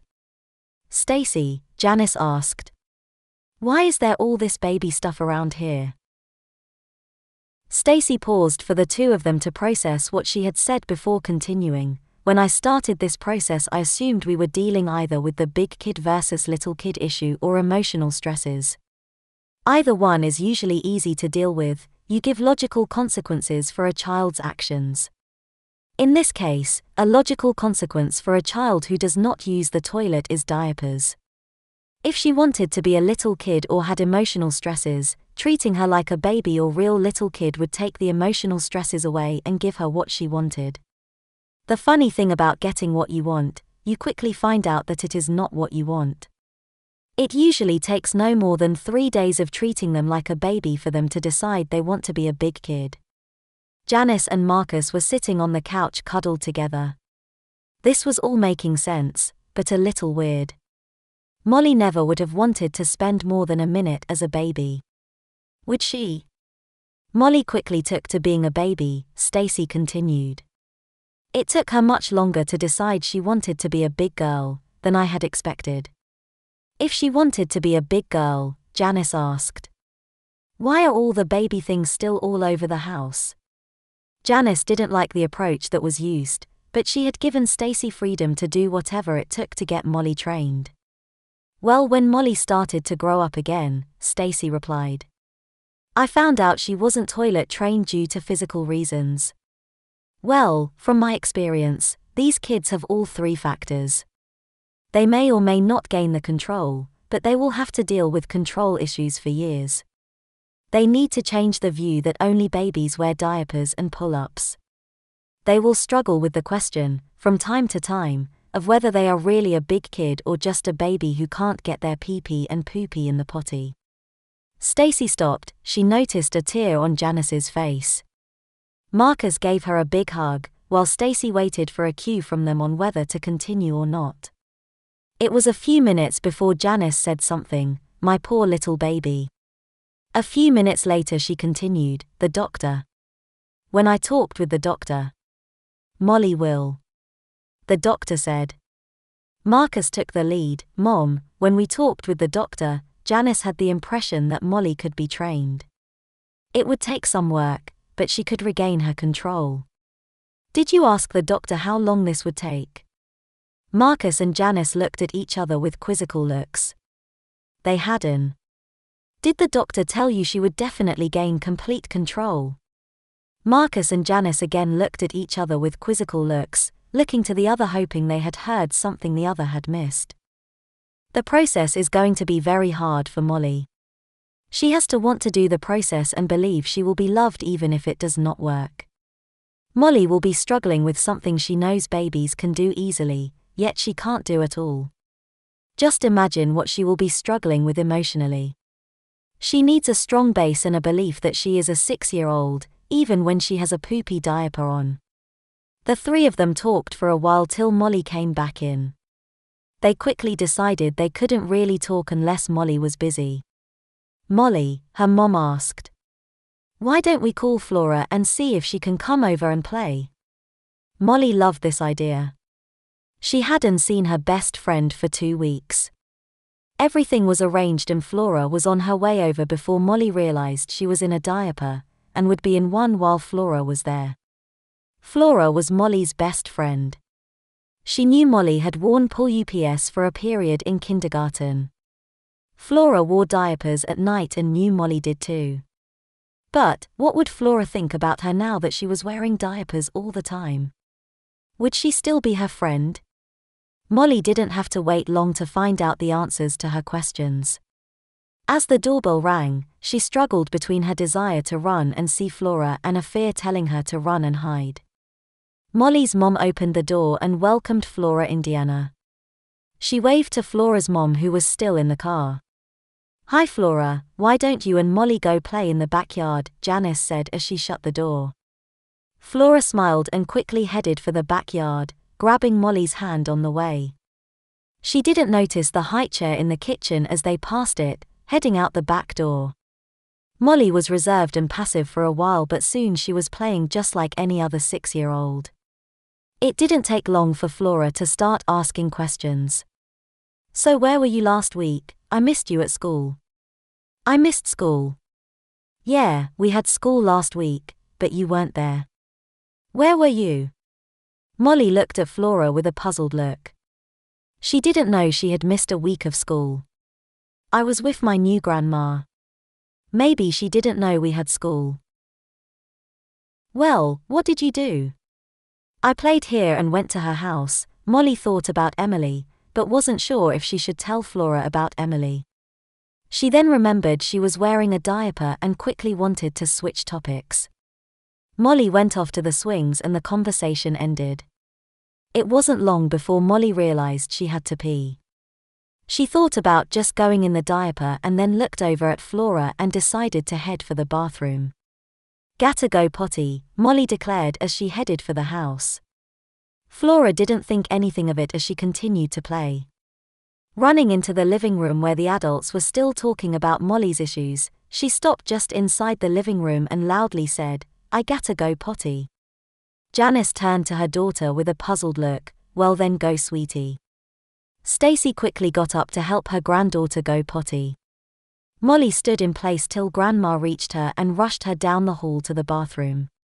Although Molly did get some pee-pee in the potty, the diaper still needed to be changed. She was quickly changed and sent out to play with Flora. When Molly returned, Flora ran up to her, grabbed her hand and dragged her over to the jump ropes. Flora was good at jump roping and Molly wasn't. Flora was quickly jumping away. Molly started, only getting a few jumps before having to start again. Even with the struggles, Molly enjoyed jump rope games with Flora. After they were jumping for 10 or 15 minutes, Flora stopped counting but continued jumping rope. "Molly, did you go poopy in your diaper?" Molly quickly defended herself. "No, it was only wet when I went in to go potty." Then she realized what she had just said. "No, I don't wear diapers. Only babies wear diapers." Molly had thought of a lot of ways she might tell Flora, or Flora might find out, but this wasn't going right. Flora stopped jumping and looked right at Molly. "Molly, your diaper is poopy. Maybe you should go get changed." "But Molly broke out in tears and ran into the house. Molly ran straight into Mommy's lap. Still in tears, she tried to explain the problem to Mommy. "Flora said I pooped in my diaper when I was on wee wet when Grandma changed me. She think I a baby." It took a bit to calm Molly down, but Janice had a lot of experience dealing with Molly when she had poopy accidents. No matter what her feelings were about the events over the last 2 weeks, her motherly instincts took over. Molly obviously had no idea she was wearing a poopy diaper. A quick glance at the concerned Flora standing in the doorway to the living room indicated she probably was still very much her friend and had not said anything intentionally to hurt Molly. Janice picked up her 6-year-old little girl and carried her back to her bedroom, putting her down on the changing table. It took a little bit to get Molly calmed back down and then cleaned up, but Janice was very good at it after 6 years of calming down her daughter. When finished, she saw the stacks of diapers and pull-ups, and wondered what she should put on Molly. Her thoughts were interrupted by her new mother-in-law. "When she is in diapers," Stacy gently stated. "We keep her in diapers for the rest of the day unless she asks for pull-ups after successfully using the toilet." She can use the potty while in diapers, but not required. Janice still was not sure she agreed with all of this, but grabbed a diaper and got Molly redressed. Molly's mom redressed her and set her down on the floor, patting her diaper. "Off you go, sweetie." Molly slowly walked over to her crib and picked up Jose, her teddy bear, as she sat down on the floor next to the crib. Both Mom and Grandma looked at Molly and then at each other. "So which little princess do you want?" Stacy asked. Janice looked at her daughter and then down the hall at Flora. "Considering the issues, neither one is going to be easy. Logic tells me I should go help Flora, since she does not know you, but my heart is on Molly." Janice slowly approached Molly and sat down next to her, grabbing her into a cuddle. As they quietly rocked, Stacy walked down the hall to Flora. Getting down on her knees, Stacy smiled at Flora. "Hi Flora, I am Molly's new grandma. Molly is a little upset at the moment and not ready to come back out and play. Let's go to the backyard and wait for her." Looking back down at Molly's room, Flora reluctantly went with Stacy to the backyard. On the way she was trying to figure everything out, but she kept seeing more and more confusing things. Baby toys in the living room, a high chair in the kitchen, and a pacifier on the table, with Molly going pee-pee and poopy in diapers. What was going on with her best friend? Stacy had them both sit down on the step of the back porch, while she asked about what had happened to get Molly so upset. As she was doing that, Janice was asking Molly the same thing. "Mommy, Floa thwinks me baby. She no want me fweened. Floa no want baby fweened." "Well Molly, are you a baby or a big girl?" The room was silent, except for the noise from Molly's diaper as they rocked back and forth. Janice cuddled her daughter tightly, getting more and more worried the longer it took Molly to answer the question. Several minutes passed in silence before Molly quietly answered. "I don't know, Mommy. I don't know." They continued to cuddle in silence as Janice tried to figure out everything she had heard over the last few hours and the significance of what Molly had just said. She looked around the room. Nothing had changed over the last 2 weeks, except for the side of the bed being put back on to turn it back into a crib. The changing table and diapers were all there before. Molly wearing and using the diapers for all their purposes is the same as before the honeymoon. Her new mother-in-law, an expert in child development, had tried for 2 weeks to get Molly to grow up only to have Molly regress. What had she done wrong as a mother? How could she go this long without having the doctors identify her medical condition? Anise wanted to just wave a magic wand and make everything all better for her little baby. "My little baby girl, oh Molly, you will always be Mommy's little baby girl. Grandma is right, you can be both. Just because you wear a diaper and can't get your poopy in the potty, that does not mean you are a baby. It just means that your body isn't working right and we need to see what we can do to fix it, if it can be fixed. Be Mommy's baby girl when you want, or be Mommy's big girl. I love both." They cuddled for a few more minutes in silence. Molly, right now Flora is waiting to play with her best friend. "Do you think maybe we should go back out and play with her?" "No." It took a few more minutes to talk Molly into going back out to see Flora, but even then she had to be carried. As they approached the back door, they heard Grandma talking to Flora. "So Flora, Molly has to wear diapers because her body is broken and it doesn't tell her when she needs to poop or if she has pooped. The baby stuff in the house is because she liked to play baby occasionally, just like you like being the baby when you play house." Molly put her head down on Mommy's shoulder as they went out onto the back porch. Janice put Molly down next to Flora and then sat down herself, sandwiching the two girls between the two adults. "So Flora," Molly's mom started. "Molly thinks you will no longer want to play with her because she has to wear diapers now all the time." "Silly Molly," Flora giggled. "You will always be my best friend. Who else would I get to have a sleepover at my house or beat me at Go Fish? One of these days I am going to beat you, but you have to stay my friend till that happens." Both girls started giggling. Janice and Stacy nodded their heads at each other and quietly got up to return to the house. As they entered the kitchen, Stacy commented, "One down, and one to go. Let's hope Flora will help her get through tomorrow, the return to school in diapers." Molly and Flora talked for a bit before they were back to running all over the backyard laughing and giggling like all little girls do. Stacy and Janice went back to the living room with Marcus. This time, Janice sat down where she would be able to see out into the backyard to watch her daughter.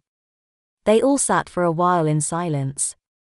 Marcus was the first to speak, so if I understand this correctly, Molly may never gain control over her bowels and we need to shift our approach to managing her disability. Yes, we will work with doctors and therapists to try to help her regain control, but we need to prepare ourselves and Molly for the possibility that she may be uncontrollably pooping her pants the rest of her life. Yeah, that is it in a nutshell, son. Stacy said, nodding her head toward Marcus. Marcus took a deep breath while giving Janice a big hug. He continued, "Pull-ups are not that great for people without bowel control. They may be a possibility if Molly knew when she had pooped and would take steps to get changed, but she doesn't. Therefore, she really needs something that offers more protection, which only leaves diapers. Honey, you know this, don't you? Isn't that why you would put her in a diaper each afternoon instead of pull-ups?" Yeah. Before we left for the honeymoon, Molly never used the toilet when she was wearing a diaper and never appeared to know if she was wet or messy, Marcus continued. Although she was a big kid at times, she very much enjoyed being the little kid, especially when wearing a diaper. Is that accurate, Janice? Stacy and Marcus looked at Janice quietly waiting for a reply. She knew that everything Marcus had just said was true. Although she wanted to blame her new mother-in-law for Molly's regression, Marcus was right, her baby girl enjoyed being a baby. Janice looked out at Molly and Flora playing in the backyard. Molly was running, jumping, tumbling, swinging and sliding. In many of these activities her diapers were on display, but Molly didn't seem to care or notice. As Janice was contemplating Molly's past, present and future, the little girls came bouncing in wanting to play with the toys in the living room. They settled down on the floor playing with Molly's little people house and farm. The girls entered their world of make-believe, while the grown-ups sat and watched them. "How are we going to keep Molly's deep dark secret, if she acts like that?" Janice asked, looking down at the girls playing. Molly was sitting down on the floor with her legs in a V-shape, playing with toys in the middle. The skirt of her dress was up around her waist, fully exposing her wet diaper. 6-year-olds should not have secrets, and especially should not have deep dark secrets, Stacy said with emphasis. If you are ashamed of her diapers and feel like they are something to hide, Molly will feel the same way and will never accept them. If you accept them, and Molly, she will. With that, Stacy got up and headed for the kitchen to start making dinner for the family. Janice just looked at Stacy as she walked away, and then down at her happy, cheerful little girl. Later, when Stacy announced that dinner was ready, Janice took her daughter back to get her diaper changed before eating. When they returned, Molly found Flora standing next to the high chair, just staring at it. Although they had talked about the high chair when they were in the backyard, Molly was certain Flora would no longer want to be her friend now that she saw it.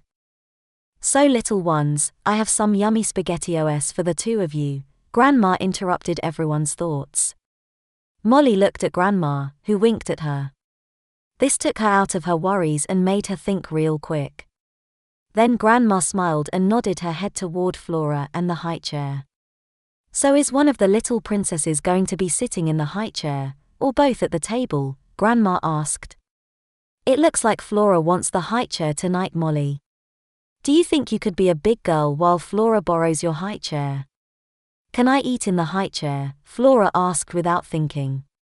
Janice and Marcus were confused by this, but Molly quickly caught on and added in her best grandma impersonation, "Silly little girl. Where else would you eat? All little girls in diapers eat in high chairs." "But I don't have my nighttime diaper on yet," Flora expressed concern as her chances were fading away. "Well, Princess Molly," Grandma added. Do you think we could make an exception, just this once? I don't know, Grandma. If we let her sit in the high chair, she will have to follow all of the rules. That she will, Grandma agreed. I'll get her bib, Molly said as she ran to the kitchen drawer with the bibs. Stacy helped Flora into the high chair. After getting her all strapped in, she put the tray on and pushed her up to the table. By that time, Molly was back with a bib. Do I have to wear a bib too? Molly put on her best grandma impersonation again, and said, all little girls eating in high chairs wear bibs, but if you are a big girl who can eat without making a mess, then next time I will let you eat at the table. That means no food in your hair, no food on your face, no food on your bib, no food on your hands, and no food on the tray to the high chair. Sound like a deal, little Princess Flora? Flora giggled. Ote mommy mo we. But me big princess. Me no get food in hair. Okay, little princess, Molly giggled as she took one of the bowls of spaghetti and put it on the high chair tray. You enjoy pretending to be a big girl, but we will see at the end of the meal. Molly then went and got a bib for herself. At the end of the meal, both princesses were covered with spaghetti sauce and needed to be cleaned up. When Janice left with Flora to take her home, Molly was certain Flora was still her best friend and would be forever. While Janice drove Flora home, Molly was changed for bed and then played Candyland with her new dad and grandma. Dad was the first to get close to the end, but then he got the candy cane. Grandma was next to get close to winning, but then she pulled the gingerbread boy. This caused Molly to go dancing around the table singing, I'm gonna win, before taking her next card. After all of that, both grown-ups were very glad when Molly managed to win in the next few turns. When Mom returned, the four of them sat down to talk. Molly's life was at a turning point, so some decisions had to be made. Molly, Mom started. Daddy and I have talked with Grandma and the doctor. We have decided that you need to be wearing diapers all the time. You don't go poopy at the same time of day like you used to, so we can't just do diapers after school. Pull UPS. No, Marcus replied. Poopies do not stay in pull-ups very well, so no pull-ups till you can start telling when you poop. The room was silent as the adults let Molly think about this. Ote, Molly finally said hesitantly as she put her thumb in her mouth. Molly, Mommy continued. You are going to have to decide each day if you are going to be a big girl or a little girl. Molly thought about Emily and their time together. She told Molly that she liked being a little girl but also enjoyed being a big girl. Emily said there were good things about being a little girl at times and it could be a lot of fun. Molly thought more about her time with Emily as the grown-ups kept talking. Molly was eventually put to bed in her crib, with Jose securely in her arms. Monday morning, Molly was woken up by Mommy putting down the side to her crib and lifting her over to the changing table. When the new diaper was being taped on, the question came, big girl or little girl? Molly didn't know. As she thought about it, Mommy got her blanket sleeper off of her and started to comb her hair. Big girl. Molly said more as a question than an answer. I think that is a good choice for a school day. Do I have to wear a diaper to school, Mommy? From what Grandma said, you have already gone to first grade wearing a diaper, and you were liked by everyone. Molly smiled. Let's find a good big girl outfit for you to wear to school today. In going through her clothes, Janice found the collection of new outfits and she smiled at how cute they looked. Pausing for a moment at the one with Big Bird on the front, she giggled, but then kept hunting for just the right one. You have some really cute little girl outfits in here that Grandma bought you. Molly smiled, while Mom finished finding the perfect outfit. In no time, she was dressed and off to breakfast. Molly didn't know how it happened so fast, but she soon found herself walking into school holding onto Mommy's hand. After a brief stop at the office, they were on their way down to Molly's classroom. They found Molly's teacher sitting at her desk. Molly was attached to Mommy's side as the teacher got a full explanation as to why Molly would be wearing diapers from now on. Molly learned that Grandma had prepared the school for this possibility last week, so the teacher was ready for this. Now Molly, her teacher said, getting down to Molly's height. When you need your diaper changed or want to try to use the potty, you will need to go down to Mrs. Weston's classroom. You just ask to go potty like all the kids in the room, but you will go down to Mrs. Weston's class instead of to the bathroom.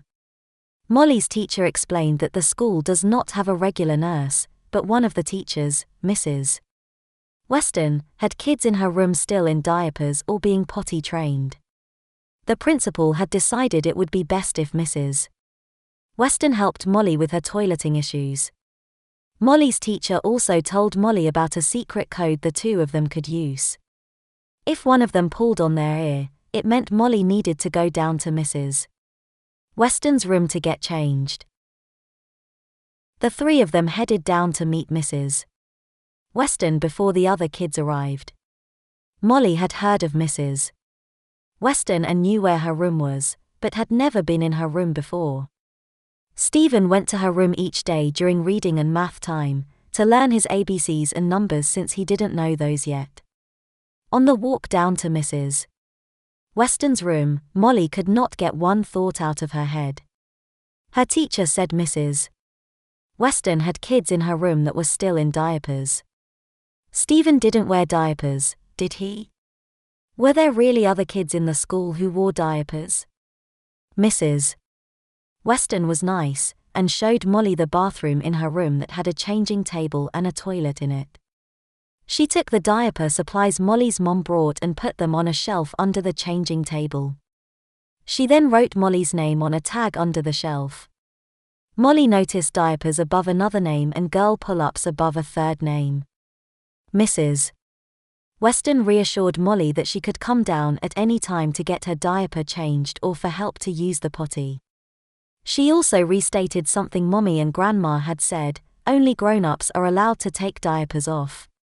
So if Molly wanted to use the potty, she had to come down to Mrs. Weston's room for help in getting her diaper off. Mrs. Weston or one of the other grown-ups in the room would help Molly go potty. Mrs.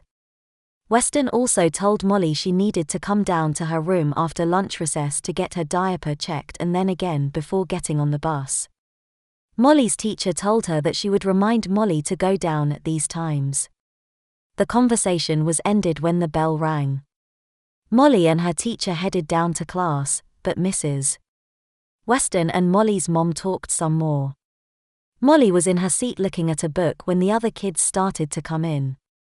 The day started like any other with attendance, lunch count, the pledge, and then on to reading.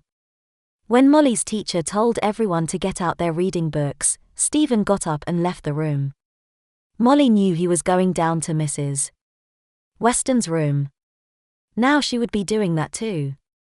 No one paid any attention to Stephen when he went, but what would they say when she went? He was going to reading, what everyone else was doing, but she would be going down to get her diaper changed. No one else needed to go get their diapers changed. In the middle of reading time, Molly needed to pee. She was scared to ask her teacher to go down to Mrs. Weston's room. The other kids would find out she was in a diaper. While Sue was reading the next paragraph, Molly wet her diaper. She was looking all around, and none of the other kids noticed. She got away with it. The rest of reading time, Molly was distracted, but did manage to finish her work. By the time they got into math time, Molly had forgotten about the wet diaper and just got into the fun lesson. Molly was her typical self as the morning went on, paying no attention to the diaper. During recess, Flora and Molly got a chance to play together. They frolicked around the playground without a worry. While in line to go back in, however, Fred, who was right behind Molly, commented on how someone had farted. Molly didn't make the connection, but Flora did. She immediately pulled Molly out of the line and they went to the back of the line with Flora having them stand a little back from everyone else. "Molly," Flora asked, How do you get your diapers changed here at school? I have to go down to Mrs. Weston's class and she will change my diapers. Well, you need to go down to Mrs. Weston's class. Why? Your diaper is poopy. Molly's eyes got real wide and she was on the verge of tears. As the line started to go in, Flora lagged behind the group. Their teacher was at the door when they came in. Once everyone else was in the class, Flora quietly told their teacher that Molly needed her diaper changed. Their teacher looked at Molly and tugged on her ear. Molly put her head down and slowly headed off to Mrs. Weston's classroom. As she walked away, she heard Flora being thanked for being such a big girl for helping Molly.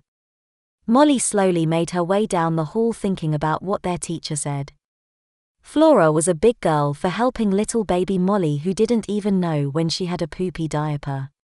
Flora and Molly were no longer equals. Flora was the big girl who would have to help the baby when she needed her diapers changed. Molly stopped in the doorway to Mrs. Weston's room. She didn't look into the room, just down at her pink Disney princess sneakers. She didn't say a thing, she just stood there, unsure of what she should do. Stephen was the first to notice her. Hi, Molly. Molly still didn't look up, she didn't move. Mrs. Weston went over to Molly and guided her into the room. With the odor, it was easy to tell why she was there. They went straight to the bathroom and got Molly cleaned up and into a new diaper. Molly was silent the whole time, and halfway through the diaper change her thumb found its way into her mouth. After being changed, Mrs. Weston guided Molly back into the classroom and sat her down at a small group table near the teacher's desk. Molly was still sucking on her thumb. Is Molly okay, Mrs. Weston? Stephen asked as he came up and sat down at the table. Molly is fine, Stephen, she is just having a hard day. I think she needs some time by herself. Why don't you go back to work on your math? Maybe Molly will help you before she returns to class.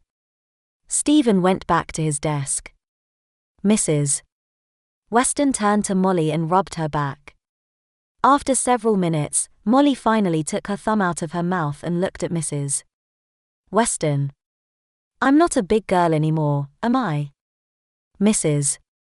Weston looked at the little first grader sitting in front of her. She had met Molly just that morning and had probably spent less than 20 minutes with her, but what she said next would have significant impact on little Molly's life. Molly looked so helpless and little, like a tiny preschooler looking to an adult to make everything right again. Mrs. Weston had been a special education teacher for many years and faced many challenges throughout those years. The struggle in helping a child figure out if they are ready to grow up or not is always one of the hardest jobs. Whatever she said would also be overheard by a few other kids in the room who were struggling with similar issues of figuring out if they were a big kid or a little kid.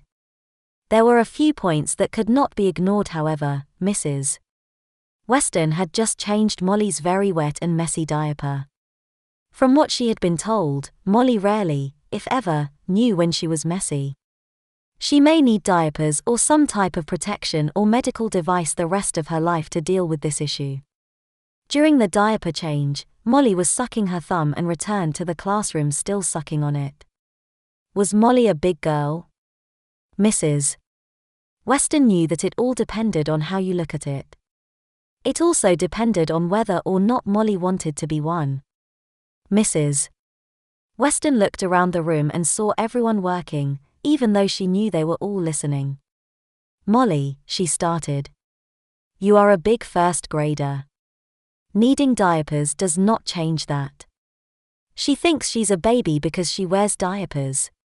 Boy, she has a lot to learn. Molly turned to see who it was that just said that. She knew it was a boy, and it sounded like a kid older than her. Was she about to get teased for pooping in her diapers? Jonathan, Mrs. Weston promptly responded. Today is her first day of wearing diapers to school. She is only used to wearing them at home. Now, just because you have always worn diapers to school, that doesn't mean you didn't struggle with some of the same issues she is now dealing with. Sorry, Mrs. Weston, Jonathan said meekly, as he turned back to the work on his desk. Molly looked at Jonathan. He was a big kid, a lot older than her. He wore diapers. As Molly contemplated this, a girl about Molly's age came up to her and with a meek smile had a teddy bear held out to Molly. Very quietly she said, "Honey helps me when I am sad about my pool UPS." As Molly took the teddy bear, the girl's smile got real big and she quickly went back to her seat. Molly turned back to Mrs. Weston and saw a big smile on her face. Molly hugged the bear. "Honey." Although Molly wanted to return to class and get out of this strange room with a bunch of kids she didn't know, Mrs. Weston insisted that she stay for a little bit. Snuggling with Honey, Molly was lost in her own thoughts as Mrs. Weston talked to her. After a few minutes, she had Molly go over and helped Stephen with his math. Stephen was working on counting little plastic teddy bears. He took a card off a stack and then had to put that many teddy bears into a bowl. Molly quickly found out he had trouble with any number bigger than 5. Without ever losing her grip on Honey, she helped him get the right number of teddy bears into the bowl. It was real easy for Molly. Stephen was different than the other first graders. Molly's mom called him special. Molly didn't know why he was called that, but he was a lot of fun to help and play with. He always liked playing with the little kid stuff, and no one teased you when you played with baby toys if Stephen was there. Molly always enjoyed playing with Stephen and helping him. Soon it was time for Molly and Stephen to go back to the first grade classroom. Stephen stopped at the doorway to Mrs. Weston's room and looked at Molly. Honey likes to stay in Mrs. Weston's room. Molly looked down at Honey, who was still tightly gripped under her arm. She smiled and then headed over to the girl who lent him to her. Giving Honey back, Molly leaned in and quietly said, "Honey is really good at helping, thanks." Smiling, Molly returned to Stephen and they both headed back to their first grade classroom. When they got back to the classroom, Stephen quietly walked in and sat down at his desk. No one seemed to notice him, but everyone was looking at Molly as she made her way back to her desk. Molly quickly got into the lesson and was again enjoying her day without worrying about the reality of being in a diaper. They finished their morning lessons and went off to lunch. Flora and Molly ate lunch together and enjoyed playing on the playground afterwards. They played together all recess, and on their way back in afterwards, the teacher stopped Molly and tugged on her ear. Molly's cheerful expression faded as she turned and headed to Mrs. Weston's room. When she entered, only 3 kids were there. There was the big boy who wore diapers like her, a girl about the same age as the boy, and another kid she had never seen before. During the diaper change, Molly had a lot of questions for Mrs. Weston about the 2 other kids in diapers, but instead just put her thumb in her mouth. Her wet diaper was quickly changed and Molly was sent back to class, but first Mrs. Weston said she should take her thumb out of her mouth before getting back to class. She quickly removed her thumb before leaving Mrs. Weston's classroom. Walking back into class, Molly felt that everyone was looking at her. When she sat down at her desk, Sue leaned over and whispered, "Where were you?" Molly didn't answer, she just quickly got to work on the worksheet sitting in front of her. Molly tried real hard to focus on her work. She didn't look at anybody. She didn't look up at the teacher. She just looked down at her desk and did her work. Molly still felt depressed by the time the class went to music class, so she sat at the back of the room. She didn't even want Flora sitting next to her. In the middle of class she had to pee, but there was no way she was going to ask Mr. Farstone to go down to Mrs. Weston's class so she could get help to go potty. Molly went in her diaper, figuring it was better than the alternative. Back in her first grade classroom, Molly continued her avoidance techniques. Sue, who sat next to her, leaned in and whispered, "What's wrong, Molly?" Molly didn't respond. She didn't even look at Sue. Molly continued working and ignoring everyone and everything. The teacher was circulating around the room helping kids do the assignment. Just before afternoon recess, the teacher stopped at Molly's desk and leaned down to her desk. "You are doing real well on your work, Molly," she said, smiling at Molly. At this compliment, Molly looked up at the teacher with a slight smile. The teacher was smiling back but also pulled on her ear.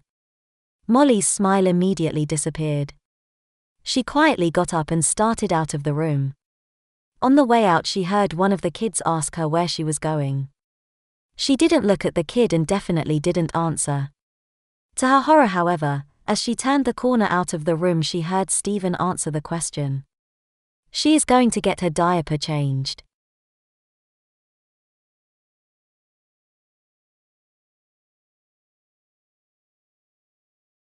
By the time Molly walked into Mrs. Weston's classroom, she was crying uncontrollably. Mrs. Weston didn't know what had upset Molly so much, but figured it was more than just a wet or messy diaper. Grabbing honey, she went over to console Molly. It took Mrs. Weston several minutes to get out of Molly that Stephen had told everyone she wore and used diapers. Mrs. Weston tried to calm Molly down and reassure her that Stephen didn't mean to hurt her feelings. I weak Stephen. Why he do this to me? Molly, Stephen doesn't understand. He didn't know that he wasn't supposed to tell everyone. He just wants to be your friend. I will never be his friend again. He a big meanie. Mrs. Weston continued her efforts to calm Molly down and try to convince her that Stephen just made a mistake. He didn't know it would upset her. He wants to be her friend. He just didn't understand. Molly hugged Honey and sucked on her thumb. After about 5 minutes, Mrs. Weston took Molly back to get her wet and messy diaper changed. With her thumb in her mouth, Molly was quiet during the change, but Mrs. Weston continued to talk to her. Afterwards, they both sat down to talk some more. At recess time, Molly did not want to go out, so she stayed in Mrs. Weston's room hugging Honey the teddy bear and sucking her thumb. Some toys were put on the table for Molly to play with, but she barely touched them. After recess, Stephen came into the room and went up to Molly. Teacher said I needed to come down and apologize. Me sorry, Molly. Teacher said I wasn't supposed to tell. Sorry, Molly. Will you still be my friend? Molly wanted to yell and scream at Stephen. She wanted to push him away and tell him to get lost. She wanted to tell him he was a big meanie and she would never play with him again. She wanted to, but with Stephen standing in front of her with his head down, she just couldn't. Stephen was taller than Molly, but she knew that Stephen was just a little kid compared to her. Molly looked at Stephen and said, "It's okay, Stephen." Mrs. Weston, she weak me again. Stephen said all bubbly as he bounced over to Mrs. Weston. No matter how much Molly didn't want to, this made her smile. Her thoughts changed from anger to something Emily had said. The kids in Emily's class knew she wore diapers and pull-ups, and they didn't care. Emily actually preferred wearing pull-ups or diapers to school because kids didn't know when she wet or messed, but they did when she wore panties. Molly thought back on the day. She had wet her diapers many times that day, and the other kids never found out. She had pooped her diapers twice, and if it hadn't been for Stephen, the other kids wouldn't have known. Could Emily have been right? Could she really go to school with the other kids knowing she poops in her diapers and them not caring? Her deep dark secret was out. How would her life change? Very much to Molly's disapproval, Mrs. Weston took Molly and Stephen back to class. She brought both of them into the room and directed Molly to her seat. Slowly Molly went to her seat and sat down. She heard kids mumbling as she passed. When she was finally in her seat and looking over the work on her desk, Sue leaned over and said, "I can't believe Stephen did that to you." Don't worry, Jessica and I will make sure no one teases you. Molly quizzically looked at Sue. She had always been nice to Molly, but never a real friend. They had sat together for months and had been in the same reading group all year, but Sue always seemed to keep to herself or with Jessica.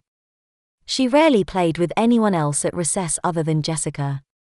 Was Sue trying to be nice, or was she just going to be mean? Molly wasn't sure, so she said nothing and turned to the work on her desk. At the end of the day, when all the kids were getting their stuff together to go home, Molly was sent down to Mrs. Weston's room for a diaper check before riding the bus home. Molly was surprised to find her mom in the room talking with Mrs. Weston. She went running up to her and gave her a big hug. Molly was pulled up onto Mommy's lap and with her thumb in her mouth, she snuggled into Mommy. Mrs. Weston explained that Molly never attempted to use the toilet, therefore, needed many diaper changes. She talked about the challenges Molly faced that day. When she got to the part where Stephen told the whole first grade class about Molly's diapers, Mommy gave Molly a big hug. Oh my poor little baby, it was a rough day, wasn't it? When Mrs. Weston and Janice were done talking, Molly found her diaper being checked to see if it needed changing, with her still sitting in Mommy's lap. After determining that she didn't need to get changed yet, Molly found herself being carried out of the school, with her head on Mommy's shoulder. When they got home, Molly was changed into the most babyish outfit Janice could find.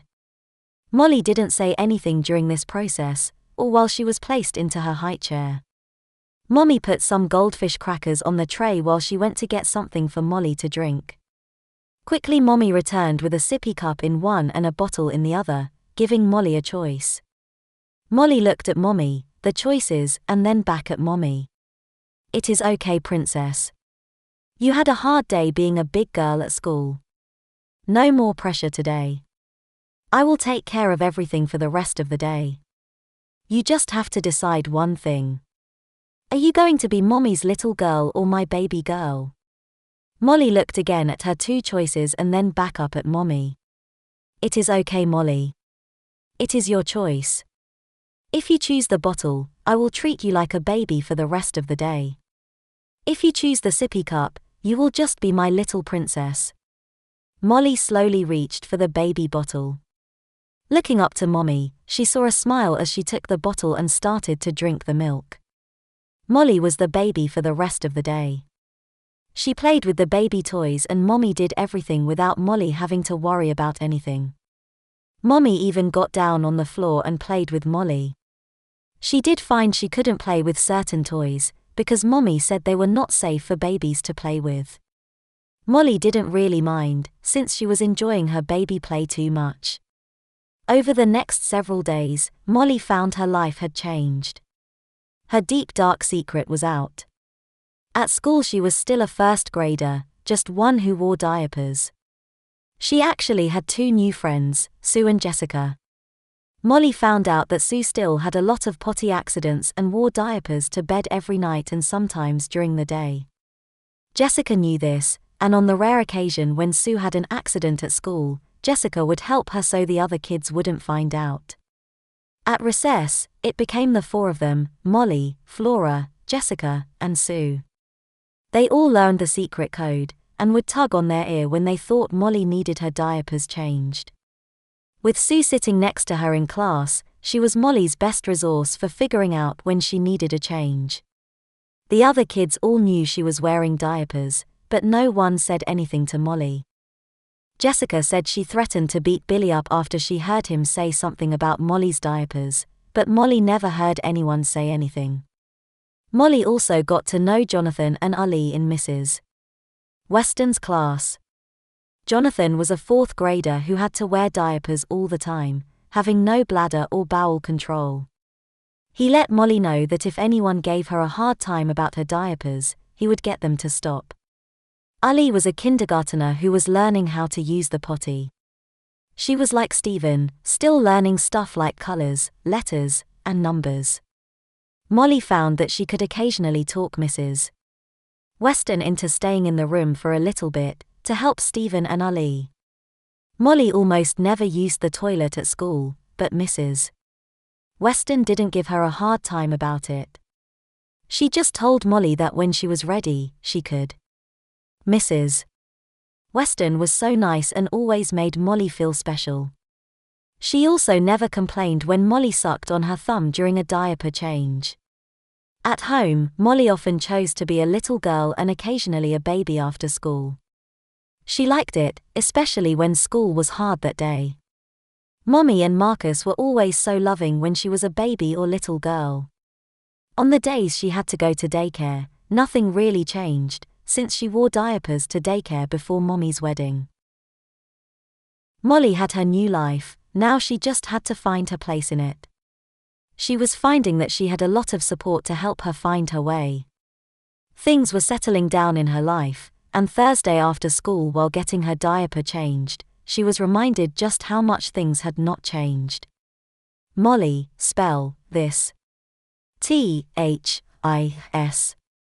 Good, now spell jump, Molly's mom asked as she continued working. J-U-M-P. You're going to ace your spelling test this week, dear. Molly's mom said with pride as she continued cleaning Molly up. Now spell stump dash. S-U-M-P. Well, maybe we better do some more practicing. Stump is spelled S-T-U-M-P. Now do you want Big Bird or Cookie Monster? Cookie Monster, S-T-U-M-P. Yep, stump, S-T-U-M-P, Mommy said as she quickly got the diaper with Cookie Monster on it fastened onto Molly.